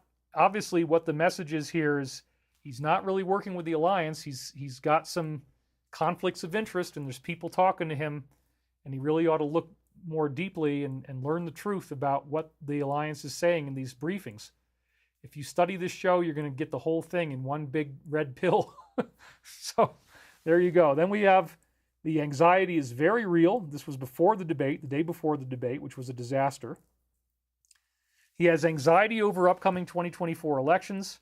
The media is confirming what we already knew. He's having secret meetings with JB on several occasions, trying to figure out how in the world can they save this legacy. He's terrified that 45 is going to win the next time around. His anxiety is real. So there you go. And this had a whopping 1.6 million views. Incredible. Then we have one about our good old friend and his pool. Oh my God. Yuck, yuck, yuck. And it really is yucky. I don't even want to look at it. He's got these little demon fangs. It's like, good Lord, man. Anyway, here we go. The former campaign manager, John, had certain individuals transported by Uber for entertainment in a heated pool. According to the email that was provided by said website, they were 7, 9, and 11. Quote, they will be in that pool for sure. Ew, gross. 316,000 views. This is the quote that they gave you. We plan to heat it, so the swim is a possibility. Bonnie will be Uber service to transport Ruby Emerson and Maeve Lozado, and then the ages 11, 9, and almost 7. So you'll have some further, entertainment. Gross. And then we had the attempted coup, which we already went through in Bolivia by their own military. This was probably the DS again, looking for lithium money, because there's a lot of lithium there. It said, update. General Commander of the Army, Juan Jose Zuniga, declares there will be a new cabinet and the country cannot continue like this any longer. That's when it looked like it was succeeding. Bolivian troops loyal to him have taken complete control of his palace. And again, it did get overturned. It didn't last. 45,000 views on that one, not as many. Then they mentioned it again. A military coup d'etat is taking place in Bolivia. Right now, tanks and armed forces are deployed to the capital of La Paz. Whoa. The president of Bolivia, Luis Arch, has denounced this irregular movement of army. They've recently expressed a serious interest in joining BRICS. Wouldn't you guess, huh? And now all of a sudden they're trying to get thrown over. They were also among the first nations to announce the end of their diplomatic relations with a small country over its war. Wink, wink. You know what's going on. And then we got videos of small duration. I probably should have looked those up. I was just working really fast today, but 366,000 views, folks. Amazing. This was very disturbing, to be perfectly honest with you, where our buddy Elon, who in many ways is a hero, maybe back when he was more of dark Elon, he said, we will coup whoever we want. This is not good. Doesn't look good for him. Sorry to have to report on this, because I do love the guy. I just hung out with him in my dream, and it was awesome. But anyway, here we go. Amidst the military coup d'etat taking place in Bolivia, old tweets of Elon from 2020 resurfaced, where he seemed to support overthrowing the democratically elected president Evo Morales, who was, here we go, nationalizing the lithium industry. And he said, we will coup whoever we want, deal with it. They have the largest lithium deposits in the world, which is a key component of batteries, including the ones used to power electric vehicles. So, if it's nationalized, then you don't make as much money because now more money is going to the country instead. It's a very sad thing, but that's what was apparently happening. So then it says here, another government stimulus package, not in the best interest of the people. And then somebody wrote back, Armani said, you know what wasn't in the best interest of the people? The U.S. government organizing a coup against him so you could obtain the lithium there. And then he wrote back this very defiant thing, we will coup whoever we want, deal with it. I think I need a smoky smoke, mate. I got to have a bit of a smoke after that one. That's just so dirty, mate. I don't really like it when he does those things. I don't really like hearing him say those sorts of things, mate. It's a bit upsetting because to me, mate, it looks like it's another desperate grab for cash. So anyway, in this show that I'm watching right now, SEAL Team, I'm at the end of season 1. You find out that the real reason why they're in Afghanistan is they're looking for lanthanum. And there's this whole thing where the Echo team died, they got blown up, and then you find out that there was a drill bit, and the drill bit's covered with lanthanum. I'm not really spoiling too much, but there's this journalist out there, and he works for Vice, which now doesn't exist, and his father's a congressman, and he's trying to uncover the secret, which is the real reason we're in Afghanistan is that it's the world's largest supply of these rare earth metals that we desperately need, and if any government can get their hands on it, it's worth a fortune. So apparently, Bolivia is another place like that. True bloody legend, man, says Tarot Taratina, thank you. And we got Gwen J, says, great show, David, great info. We're still at 5,500 viewers. We're going strong. Thank you guys for hanging in there with me. We're almost done.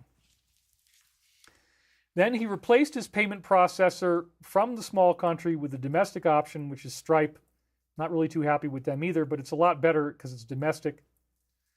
He's replaced this company O10Tix which was originally intended for verifying identities of users with Stripe. So now they've changed it. And that's actually a good thing because a lot of people were upset about that. 74,000 views.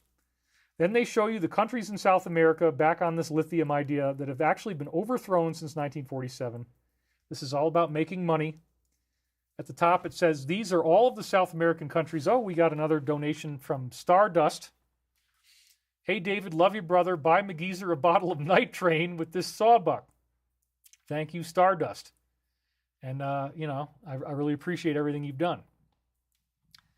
There are all these South American countries that had their governments overthrown by the CIA since 1947, but today's military coup wasn't them, was it? I think they're winking at you when they say that. 387,000 views, not bad at all. And they have a 4-star general talking about the lithium triangle. Laura Richardson, a 4-star general in the U.S. Army, explained why it's critical to combat Russia's influence in Latin America. We've got a lithium triangle. It's crucial for today's technology, and it's also extremely profitable. And it spans parts of Argentina, Bolivia, and Chile. So yeah, that's what wars are about. It's about gaining resources, whether it's oil, whether it's drugs, or now lithium, because as we move towards batteries and all that, you need that, and we have a severe shortage of it in the world. Plus, another problem is that it's very toxic environmentally to mine this stuff. That's why my company wants to come out with power plants that don't even need lithium and will supply us with power, so this whole problem goes away at that point. I really hope we can get this loan to close. I already read all this. It spans parts of Argentina, Bolivia, and Chile. 127,000 views. Then, this was before they said surrendered under the guise of a peace deal. They say he's on the brink of capitulation. This is as far as they went on X. It says the president of Ukraine is on the brink of capitulation, admitting the staggering number of casualties makes it impossible to sustain the war any longer. He says we don't have too much time. So if you've been wondering, like, wait a minute, is he surrendering? I didn't hear about that. Yeah, here it is. They're saying it again. Just a week ago, Vladimir predicted that the West intends to put the blame on him and replace him with someone else. That had 94,000 views. And then here was that quote, so amazing, 48 hours, I said 48 hours, we're in an emergency window, there could be massive military strikes that are about to happen, and then the DS says, you know what, we don't really want that right now, let's just go ahead and surrender. And we know what's going to come tumbling out once the war is over. And so they're now in the final endgame. This is really, really shocking, folks. It's all happening. Surrendered under the guise of a peace deal is epic, as I said earlier in the show.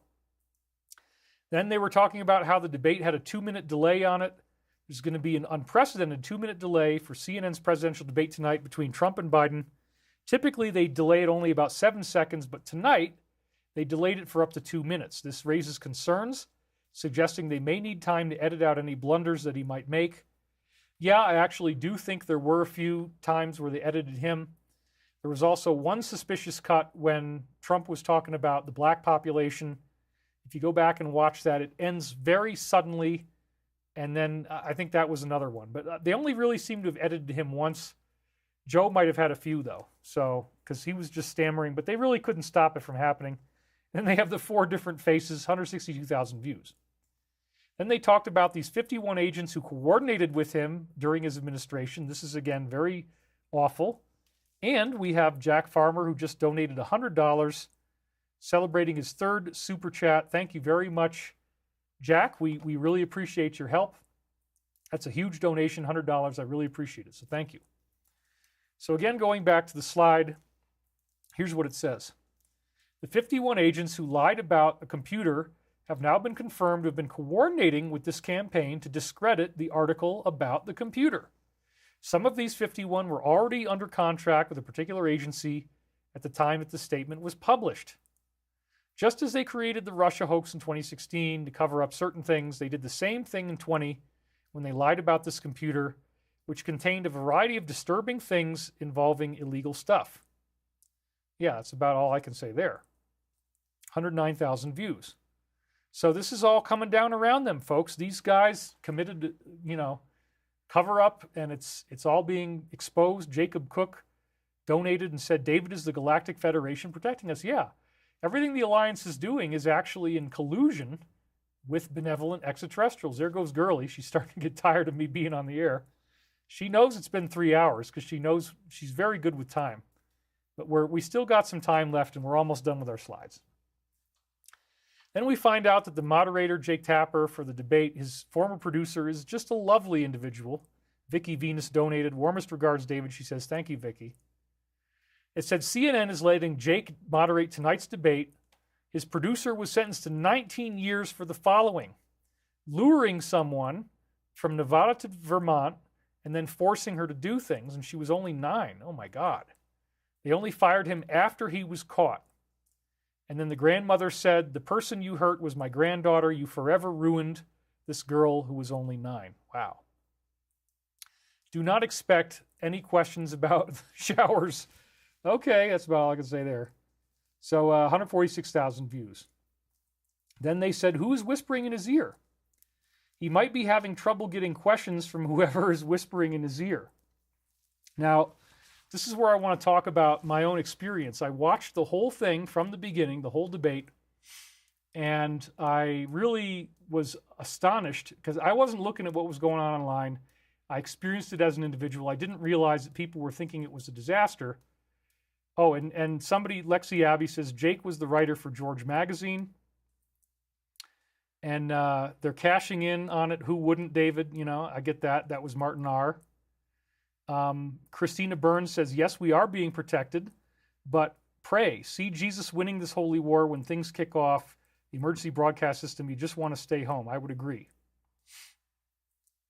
And then Government Corporate Watch says, gold fringe flag is military tribunals, law of war under Army Reg 84010, 23B, and C4. DOD military tribunals use the gold fringe. Why do civilian courts use the same flag? Yeah, some of the gold fringe flag stuff, some people don't really like that. They think it's admiralty law. I've heard that, but I think it has more than one meaning, and I'm glad that that's one of them.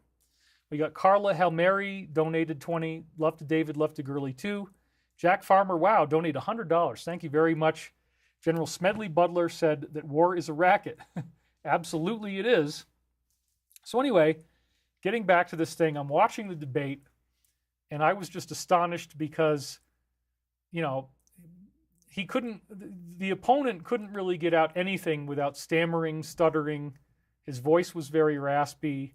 Every sentence was just a mess. He kept dropping sentences off mid-sentence. He made lots of verbal mistakes. It was just a disaster.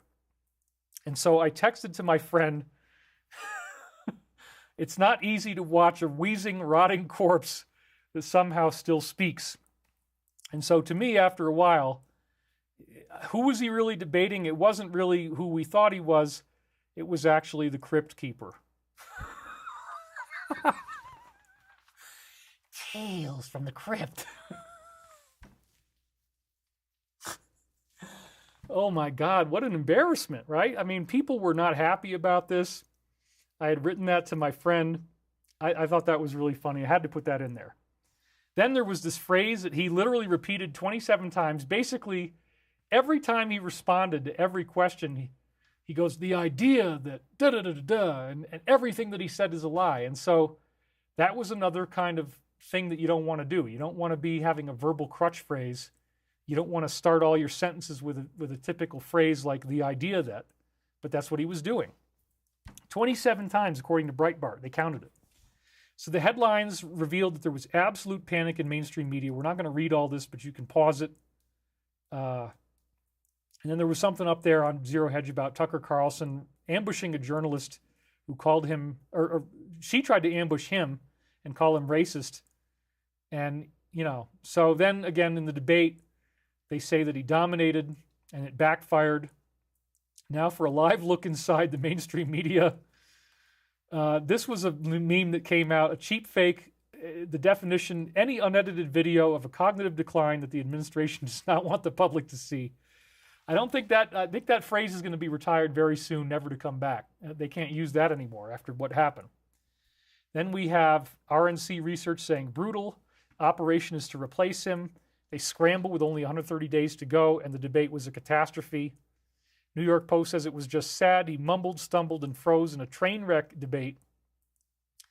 They're panicking. The debate performance sends them into full-blown panic. Deep, wide, and very aggressive panic, bottom right. Disaster so far on the right. Deep panic on the top right. And then on the top left, babbling and hoarse.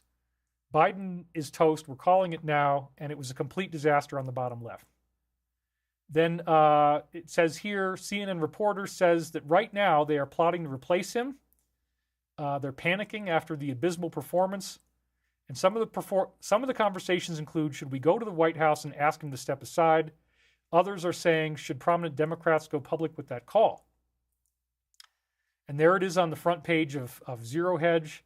They're urging him to step down after it was shocking. A deep, wide, and aggressive panic started minutes into the debate and still continues. And here's the link to that. He failed miserably. He had to not appear like a human cabbage and scrape through the night. Black America reacts to his disastrous performance. I can't read any of that stuff because they love to use the slang word starts with N. So I'm not even going to dare to quote any of these, but they're really, really hilarious. And then the New York Times emailed me this today. I got this in my inbox from them today. At Thursday night's debate, says June 30th, the president appeared to the shadow of a great public servant. The greatest public service he could now perform is to announce he will not continue to run for re-election, according to our editorial board. This is from New York Times. So this is real. They are not happy. And, wow, it's just stunning. As I said, this showed up in my email this morning. There it is, really up close. Unbelievable. Then we had the debate night bingo. This really made me laugh. You can read all the different things. His brain freezes. He whispers into the mic. He shouts into the mic. Saved by fake tapper, touches his nose, holds the lectern for dear life. Uncle Bozy mentioned, shuffles around, can't find his way, forgets where he is, free space where he lies, corn pop, heavy slur, nonstop cough. Smartest guy, no, he soils himself, claims he drives 18-wheeler, blames Trump, saved by fake tapper again, drugs wear off, cheap fake, takes credit for the economy, and he falls down. It's hilarious. This is another one. This is probably the funniest thing I ever found online about this. Let me go back to that real quick. They called him an animated corpse whose voice sounds like the whisper of leaves around an ancient tomb. We got a donation. Sean Hines donated $5. You rock, Dave. Good spirits. You are the light worker. And David and Goliath. Cheryl King wrote, he's indicted for the murder of an elderly man. A great public servant. So funny. Okay, so back to the slide again. The whisper of leaves around an ancient tomb. This is similar to my Crypt Keeper thing that I joked about. Really wild. They called him an animated corpse. The UK's paper of record, The Telegraph, wrote, there's no way to be polite. It wasn't a debate, it was a medical emergency. He resembled an animated corpse. His voice was so weak it sounded like the whisper of leaves around an ancient tomb. What a great line. Never mind will he last 4 years. The audience wasn't sure he'd hang in for 90 minutes. Oh my God. He dunked it in the UK. That was a slam dunk, folks. So then again, after the debate, they posted these. So now we know that there's two epic defeats that happened in one day. The first mostly unknown, which was a surrendering under the guise of the peace deal. But then you have the red X. So they already know that he's not going to be running anymore. It just hasn't played out on the headlines yet. And remember that we saw this in one of our previous, or no, this is before that. They posted this on the 28th on Twitter. He's refusing to drop out. After the disaster last night, he's refusing to drop out of the race. In the Netflix show House of Cards, Vice President Claire Underwood becomes acting president due to the invocation of the 25th Amendment. We've heard that so many times, right? Invocation of the 25th Amendment to the U.S. Constitution, where the president is unable to fill his responsibilities due to illness, injury, or other reasons. Alternatively, the rules of the DNC allow them to replace him with another candidate they're choosing without even having to go through a formal process. So this is definitely going to happen. And again, this has been a huge awakening for all the people who were just listening to propaganda, drinking off of the water fountain, drinking the Kool-Aid. They're not willing to look at it. They don't want to see what's really going on. They believe the cheap fake story. I mean, my father, I like the guy. I love him. You know, like, okay, well. But then he admitted that once this debate happened, it was just a disaster. And yeah, he needs to step aside. Everybody's saying that now. So this is really wild stuff. 100,000 views. Amazing. And then we have some headlines from the day after this debate and all the fallout that happened. They say he's not dropping out. He is committed to doing another debate in September. Are they even going to let him do that again? I really doubt it. I really doubt it. We had the Supreme Court overturning the Chevron defense, another massive blow to the administrative state, setting up all the big stuff that we haven't seen yet, which means they can't make their own laws. Basically, they're now under more control than ever from the judiciary, which is good. We want that. Another thing that's really sad, Steve Bannon's going to have to go to prison on Monday. I feel really sorry for him, but, you know, there's 7 books of Michael Prophecies. If he hasn't gotten to read them all, you're going to have some time. And, you know, I'm sorry, I don't want to joke about it. It's very traumatic, but I do have this enormous learning curve of reading that you can do if you want to get through all that. It'll teach you a lot of interesting things. And then this is when they announced the peace deal, the very next day. We don't have a lot of time. I read you all that stuff already. Then they make the point that the next 5 days are the most dangerous in our entire history. He's brought destruction and security to the U.S. and the world. The next 5 months will be particularly dangerous as enemies come to realize this is their last window to attack on terms favorable to them for at least 5 years. We have a donation from Luke Van Zolen. Love your work, mate. Would love to help bring hovercars to Australia. We've got to get the hovercars for the punters, mate. The punters need the hovercars. That way we can get more work out of them, make them more productive, get them to work faster. That's more like a British accent. Faster. I'm not sure how. I got to go back to Australia. I need to go back. It's been too long. I'm not sure how you'd exactly pronounce faster, but anyway, this is Ezra. He's the guy that's doing all these alliance posts now. He's an American intelligence official who served as the acting Undersecretary of Defense for Intelligence during the administration, previously served as acting Assistant Secretary of Defense for Special Operations, Low-Intensity Conflict, National Security Advisor to the U.S. Attorney General, and is a former Senior Director for Intelligence Programs for U.S. National Security Council. So he is very, very read in, very highly involved. And this is, again, Shadow of Ezra is his handle online, but he also posts under Ezra Cohen sometimes. So if he says that they've only got 5 months left, you better believe this is the most dangerous it's ever been for us. Expect the unexpected, probably long before any election actually takes place, as I've been saying. Then, you know, here's more of the stuff where he says, I don't debate the way I used to, but I can still do the job. Replacing him is going to be tough. It's hard. It's time for Jill to have a hard talk with her husband. The Democratic dread grows after the disaster. What now? New York Times calls for him to drop out. I already read you that one. They emailed me that. There it is again. Greatest thing he could do is to not continue for re-election. And then we got Michelle. And again, you know, I'm not into the whole Michael thing. Like, people try to say she was a man. I don't believe that at all. So I just, you know, if somebody writes me texts like that, I'm not going to be like, oh, ha, ha, ha. And I'm not going to put any of those memes up because I think it's disrespectful. But again, a nonprofit organization, Michigan, is reportedly sending out voter registration mailings that have Michelle on the cover. So she's probably in the queue. You know, she keeps saying, I don't want to do it. I don't want to do it. That could be chaff, you know, but there's nobody they could put in right now that's going to be able to run. And she's involved in so much stuff that's already leaking and is going to get out a little bit more. Brandon says, can you comment on Nassara? I already did that before. I do think we're going to get a lot of stolen money repatriated. But right now we're talking about Michelle, and she might end up being on the ballot. It could be anything. They're having emergency meetings. Donors are dropping out, as it says right here. They're having another meeting today, B and Joe. And Jill still wants her husband to run again.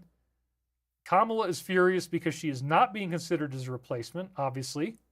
The fundraiser scheduled for tomorrow might be canceled because their donors are turning away, and it confirms how much influence BO has had on this so-called presidency. 182,000 views. Now we want to go 11 days back in time about what would happen if he doesn't want to drop out. It's a not-so-secret plot to remove him. An ongoing secret effort to remove him is being led by Dems under the leadership of these names BO, BC, Nancy, and Chuck. He allegedly has only until the first debate to prove he could still be worthy as a candidate. Knowing how they operate, it wouldn't surprise me if he were to suddenly pass away. So, you know, that's how sick these people are. They might actually do that. They might sacrifice one of their own because if he won't do it any other way, and this is a big warning from the Alliance, so I would be really on the watch for that. Joseph P17's donated $27, says, David, I love you as my hermano, and thank you for your many enlightening, informative presentations. Let's go with the hover cars and zero-point energy generators. Yes, I found out in LA that if you give away free cannabis, you get amigos, and that was a lot of fun for me. So I've actually probably, you know, when I was active, I probably had more fun with Latinos than just about anybody else because I would give away free samples of eighths. Yeah, and then I realized it wasn't a good idea after a while. I got some things happen. Well, I'm not going to do that anymore. But now I'm completely clean. Haven't had anything since Memorial Day. But thank you. Yes, you are my hermano. Now, I also had this one, the old Hillary switcheroo. She has a website titled The Office of Hillary. They already have a secret plan to remove him if he fails to deliver in the debate, which he did, and that he would resign for health reasons, according to a top J.P. Morgan analyst. At the Tony Awards, she appeared to look younger. Could she be the replacement? Well, Michelle is one option. She's another option. And again, she's already got the website there, nearly 250,000 views on this one. Then they make accusations about the dirty bomb. We're actually pretty close to the end now. We're at 3 hours and 10 minutes, so just hang in there with me, folks. Everybody's here. We got 5,500 people still.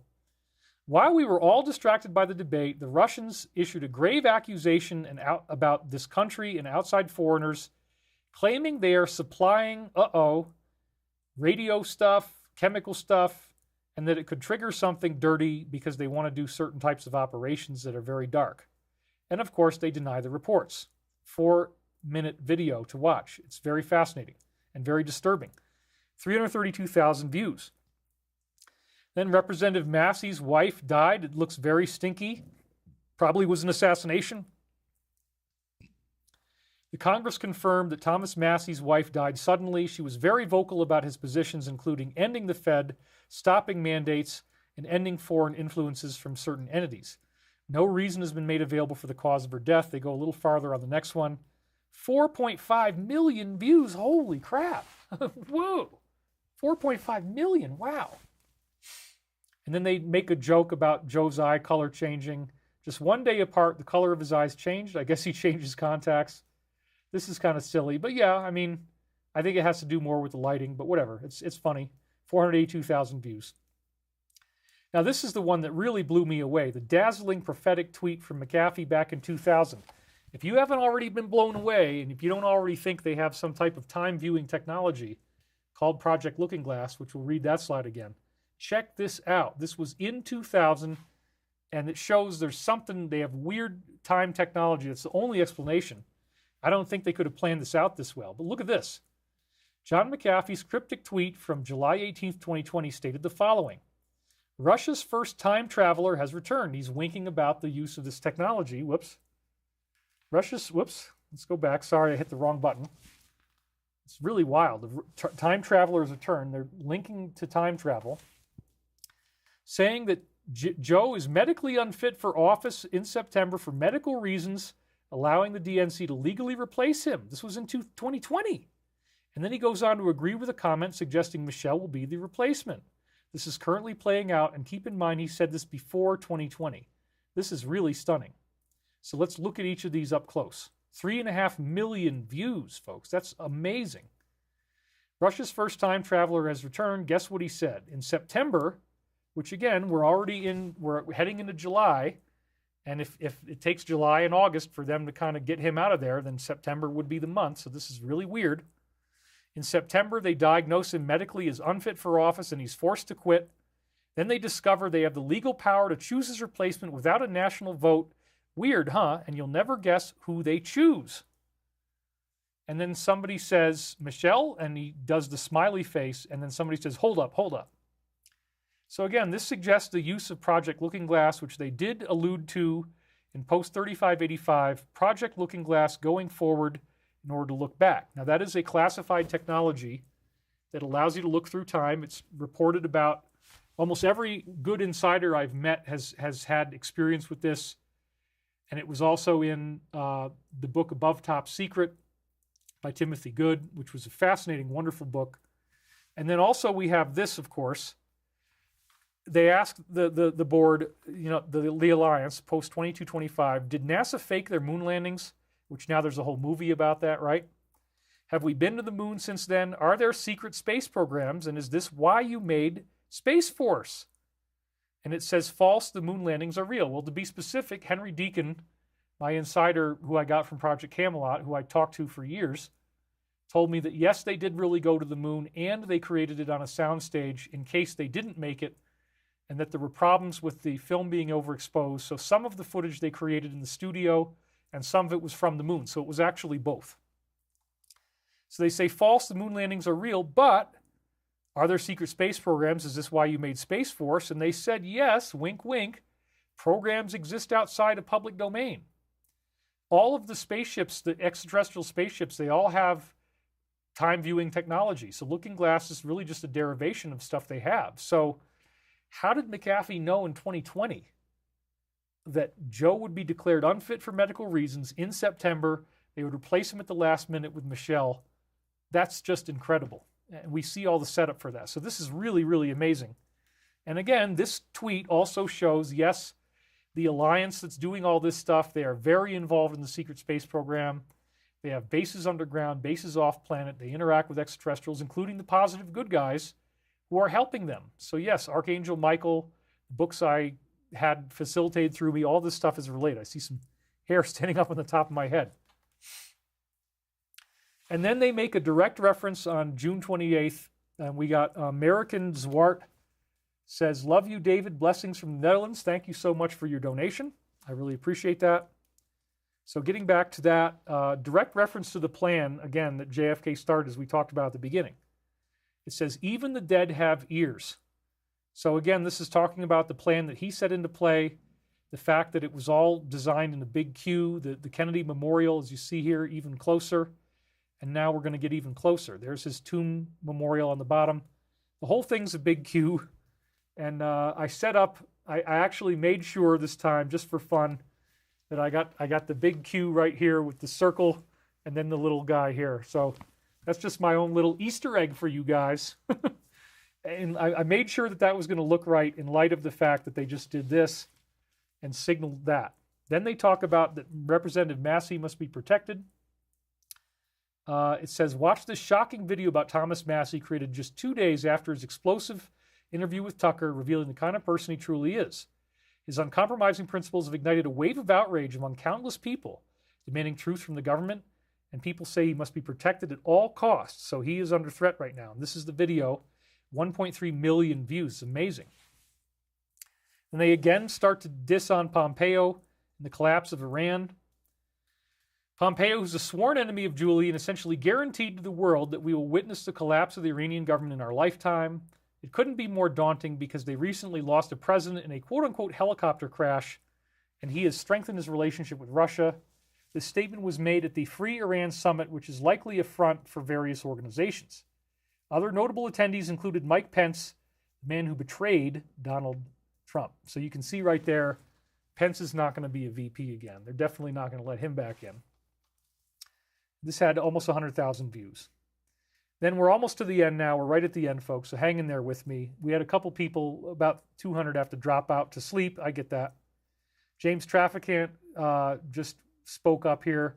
Similar to Thomas Massey, former Representative Traficant also strongly spoke out against this particular organization and the stranglehold it has on American affairs, including commerce and foreign policy. In his interview, Traficant said, we need to put America first. This was a phrase that later symbolized Donald's vision for America. Notice how the Fox News reporter Greta immediately labeled him anti-Semitic for his criticisms. Yeah, that's what they like to do.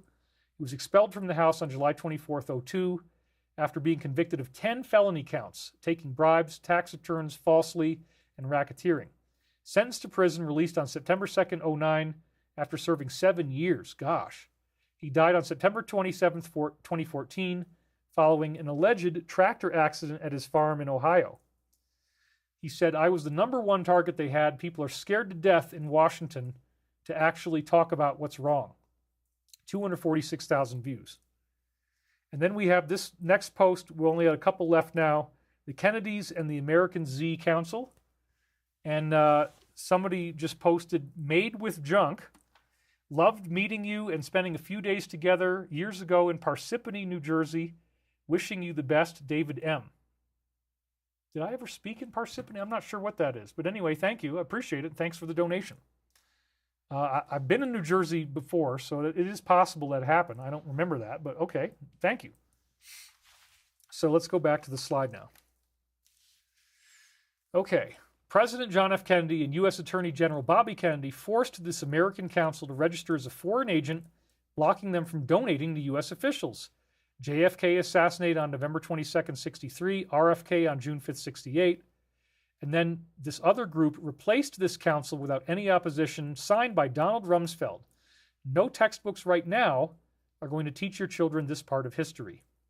So then they've got the letter from Donald Rumsfeld, Congress of the United States, 1963. Rummy was active all the way back then. 1.1 million views on this, and they posted it at 4:44 p.m. Dear Mr. Kennedy, several thoughtful and valued constituents have expressed their concern to me over a report in the June 28th issue, Chicago edition of Wall Street Journal, indicating that the determination by the Justice Department of the question of the registration of the American Z Council as an agent of the small country will depend upon the risk of offending certain opinions in the U.S. I would greatly appreciate your comments on this statement and also a report as to the policy that the Department of Justice will follow in determining this question. Myra donated $49.99. Thank you, beautiful angel, for who you are and all you do. We love and honor you. Thank you, Myra. And Teresa Gregory, love your different camera angles. So good. I know most people like it. Some people maybe makes them disoriented. You get confused. It goes from one to another. Now his face is bigger. But anyway, I like it. So thank you guys for that. I really appreciate your help. Then we have a key interview with Traficant. This is one of the very last posts left. This is the full interview of Congressman Traficant, who believed his life was in danger for speaking out. He tells how he was thrown in jail for several years after taking on this lobby. This interview was from April 2014. He would die 5 months later in September 2014. Interview conducted by Luke We Are Change. It's 13 minutes long. Definitely worth a listen. 37,000 views. Again, I just grabbed it last night. It had only just come out, so it's going to go a lot higher. Then the last one as of last night was the Rothschild Surrealist Ball from 1972. Extremely, extremely disturbing stuff. 2 different mannequins here, smashed baby head. Really, really weird, and they're wearing these very disturbing masks. So that had just come out. I just took a picture of it right as they posted it. It only had 3,000 views at the time. It's going to go a lot higher. Then this morning, I decided, I need to get back in there. I need to look around, see what's what. Have they posted anything else before we end the show? Which we got perfect timing. This is really good. It's going to be 3.5 hours. So this is the one that they came out with. Imposition from a subversive press. Even Hitler, he's talking and he says, he didn't like the fact that his ability to be a dictator was being controlled and determined by the press. The press has incredible power. That's the lesson here. It's not at all that the alliance is supporting him. But on the last day of Pride Month, here's a reminder of what he had to say about degenerate art that was emerging from Germany. I don't know if it's degenerate. I mean, that's a little bit unfair, but, people are very upset right now. I get that. He mentions how it infiltrated their culture through literature and theater, and millions of Germans no longer participated because the educational system is assaulting their brain, imposed upon our people by a subversive press. Many people are now saying this is the exact state of Western civilization today. So yes, Hitler didn't like it. But again, he wasn't really in charge. He was working for the machine, working for the apparatus. And so even back then, the apparatus was trying to do this, and their tactics haven't changed. So ironically, Hitler was against it, And again, Hitler was working against this military-industrial complex. He wanted to become his own thing. He wanted to become the Fuhrer, the dictator. He did not want them to be controlling the show. He thought that the power they gave him was real. And that's ultimately why they had to take him down and go with the United States as the winner because he was trying to seize too much power, and he didn't like all the stuff they were trying to do. But the agenda hasn't changed. The agenda behind the scenes has always been the same. That's what they're trying to teach you right here. So then we have, this is the last one that I got to share with you, and then we can do our meditation. There is a high military alert now taking place in Europe because of terror threats. U.S. military bases across Europe are on high alert due to a potential attack. The U.S. Army has escalated the force protection level to Charlie, which is the second highest state of emergency. Today, France is in the midst of a major election with unprecedented voter turnouts, and we know how that's going to go. Adding to the tension, French shops are boarding up their windows, bracing for potential chaos from left-wing mobs. And recently, as we heard, the British Member of Parliament, Andrew Bridgen, issued a chilling warning that NATO is planning some type of attack on a European city. So yes, high alert. This had just come out, and so we need to expect the unexpected. So this is where we are now, and anything could happen. We're in a very tense situation, so make sure you've got your stored cash in case the financial system gets glitchy. Make sure you've got your stored food and water. Again, all you really need is rice and beans, and if you don't have a good source of drinking water, I recommend keeping 5-gallon jugs of it on hand. But I want to remind you in closing of where this is all headed. What was the very last post that 17 ever made? It was directly out of Michael Prophecies, all the things I talk about. 4966, last one they ever did, November 22nd of 2022. What is coded in your DNA and who put it there and why? Well, yeah, we have, whoops, let's go back to that. Hit the wrong button. We have spring-loaded DNA. I've made this point many times. You can go back and read my first book, Source Field Investigations, has over 1,000 references. The whole first half of the book is a deep dive on real scientific data. So when haters say David has no evidence and all this stuff, that's just completely preposterous. All you have to do is buy the books and read them. The first book, I really go into the DNA stuff. I was offered an honorary PhD for that research. It's well over the size of a doctoral dissertation.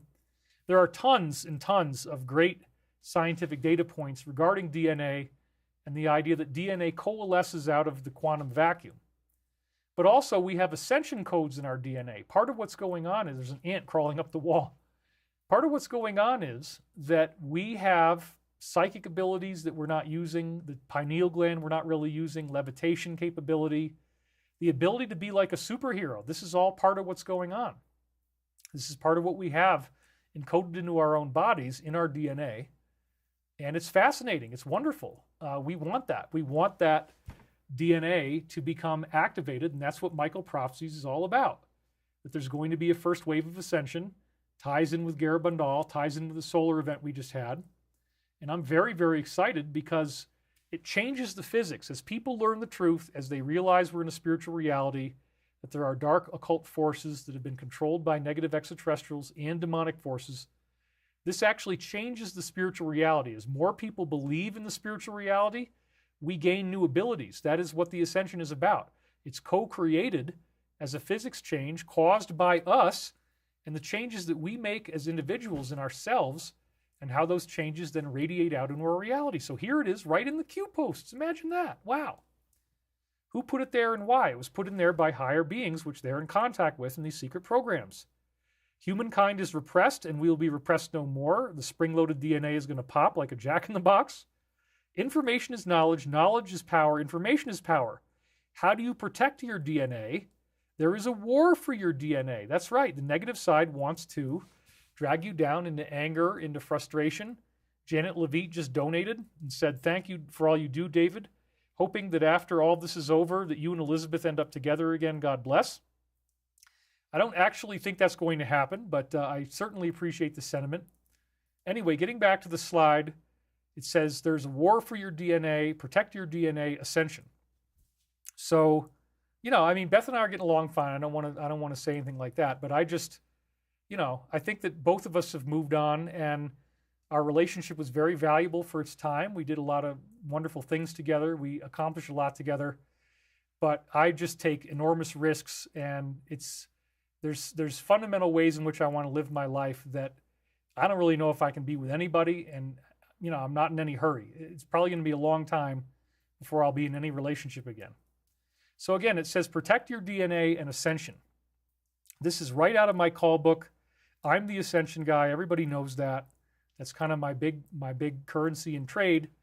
So again, this is where they told us at the end of their whole series of workings, this is where they want to take it. Protect your DNA and ascension. So again, if you want to help us, there's 7 books available for $70 at thedisclosure.com with the discount code Revelation. And now that we're at the 3.5 hour mark, we're going to end it out with a quick global peace meditation. So let's have a few more comments, I guess, here. Again, I take reckless. I'm reckless about my own safety and health because I have this faith. I'm a hard worker. I really don't even have time to be in a relationship. I just need to focus on what I'm doing, focus on this battle, making sure we get this done, making sure we get to ascension. Who knows what's going to happen in the future? I might even end up with some type of human ET as my next partner. Who knows? I mean, anything is possible. David, you are a legend. When will you write new physical books? Well, come on, I just wrote 7. So let's try to stick with that for now. I don't want to get into a book thing again. Sue L. says, thank you, David, sending love. Zoichka says, war for our DNA. David, do you think it is bad if any of us have bought into the DNA tasks? 23andMe. Well, yeah, they're trying to inoculate you.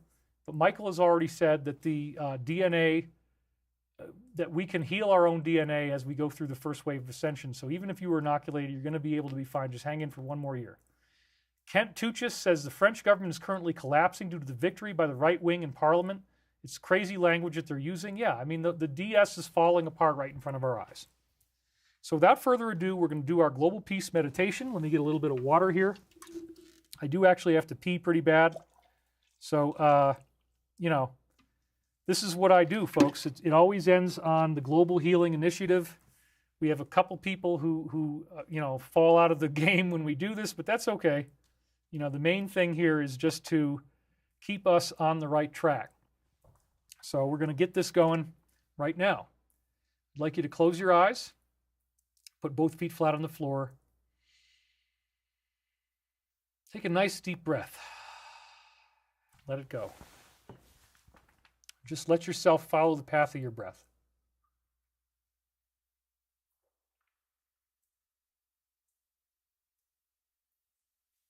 Feeling this warm, loving presence.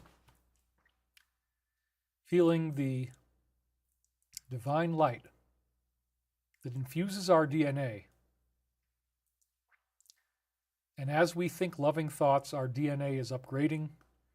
We are in alignment with the intelligence of the universe, becoming ever more perfected in the eyes of the Creator. Going through what the law of one calls healing, where we die to our former selves. In the process of initiation, there is an ever higher level of achievement and understanding, learning more and more about ourselves, learning the truth of who and what we are, that we are a creation of Source, we are made of consciousness, and the consciousness itself is loving and wishes us to see that all are one. Therefore, we don't hate anyone, we don't experience anger, we don't experience fear, we don't experience jealousy, because as we walk into this corridor of light, we know and we trust and we believe that there is a higher power to everything that is going on. The events that we are seeing in the world, as scary as they may seem on the surface, are all working out for the highest and best good of everyone involved. There's nothing to fear. This warm, loving light embraces you, it envelops you, and you're feeling more and more in tune and in alignment with the nature of love itself, the very consciousness that spawned the entire universe in all of its amazing geometric complexity, where DNA emerges from the quantum vacuum. Life is a basic byproduct of photons and how they exist geometrically. As you breathe in oxygen, you're breathing in what we now know are cube-shaped nuclei in those atoms, sacred geometry of cubes. You're envisioning those cubes being inhaled in and then exhaled back out, and that sacred geometry is conscious, just as we've seen consciousness in the mind expressing as geometry. Rolling, tumbling, and turning cubes, octahedrons, tetrahedrons, icosahedrons, and dodecahedrons. Your mind is a living repository of the geometric consciousness of the universe, and it works without you ever having to worry about the mechanism, what it is, or how it may be taking place. Feeling a softening, feeling a relaxation of tension in your body and in your mind, seeing that this is a long-term plan. There have always been positive forces working for our good benefit, materializing as human angels in human form that is very appealing to us when we see them. And we also know that they are working with the Alliance so that no harm comes our way in this global initiation where we have to die to who we once were, only to be reborn in the love, in the light, in the knowingness that we are all one, that we all deserve kindness, patience, respect, and forgiveness, while not forgetting the importance of having boundaries, setting limits, and deciding that no, we're not going to allow ourselves to be hurt. We're not going to allow ourselves to be murdered. As we breathe ever more deeply, feeling the warmth passing through us, this living light, this glorious consciousness that holds us in its stead and lifts us up from the darkness of this world to bring us into a renewed understanding of who we are, what we are really doing here, and where it's taking us, both as individuals and as a society.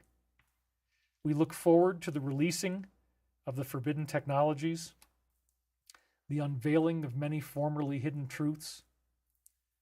We look forward to the mass understanding that we have been lied to for so long, as with it comes the realization that spirituality is real, that there is an intelligent infinity to the universe. There is a one infinite creator.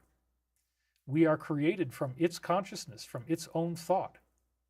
And that thought has made our bodies into the perfect instrument of the Creator's grace on earth. And that as we align with the energies of love, with the energies of compassion and forgiveness, we are coming into a greater and greater level of self-acceptance of who and what our self really means. When we look into the mirror, we see the face of the Creator. And we have a humble acceptance of our role as a messenger, not to give ourselves too much pride, not to act as if we are better than anyone else, or more deserving of love or money or power than anyone else, but simply realizing that we are all here to get along with one another.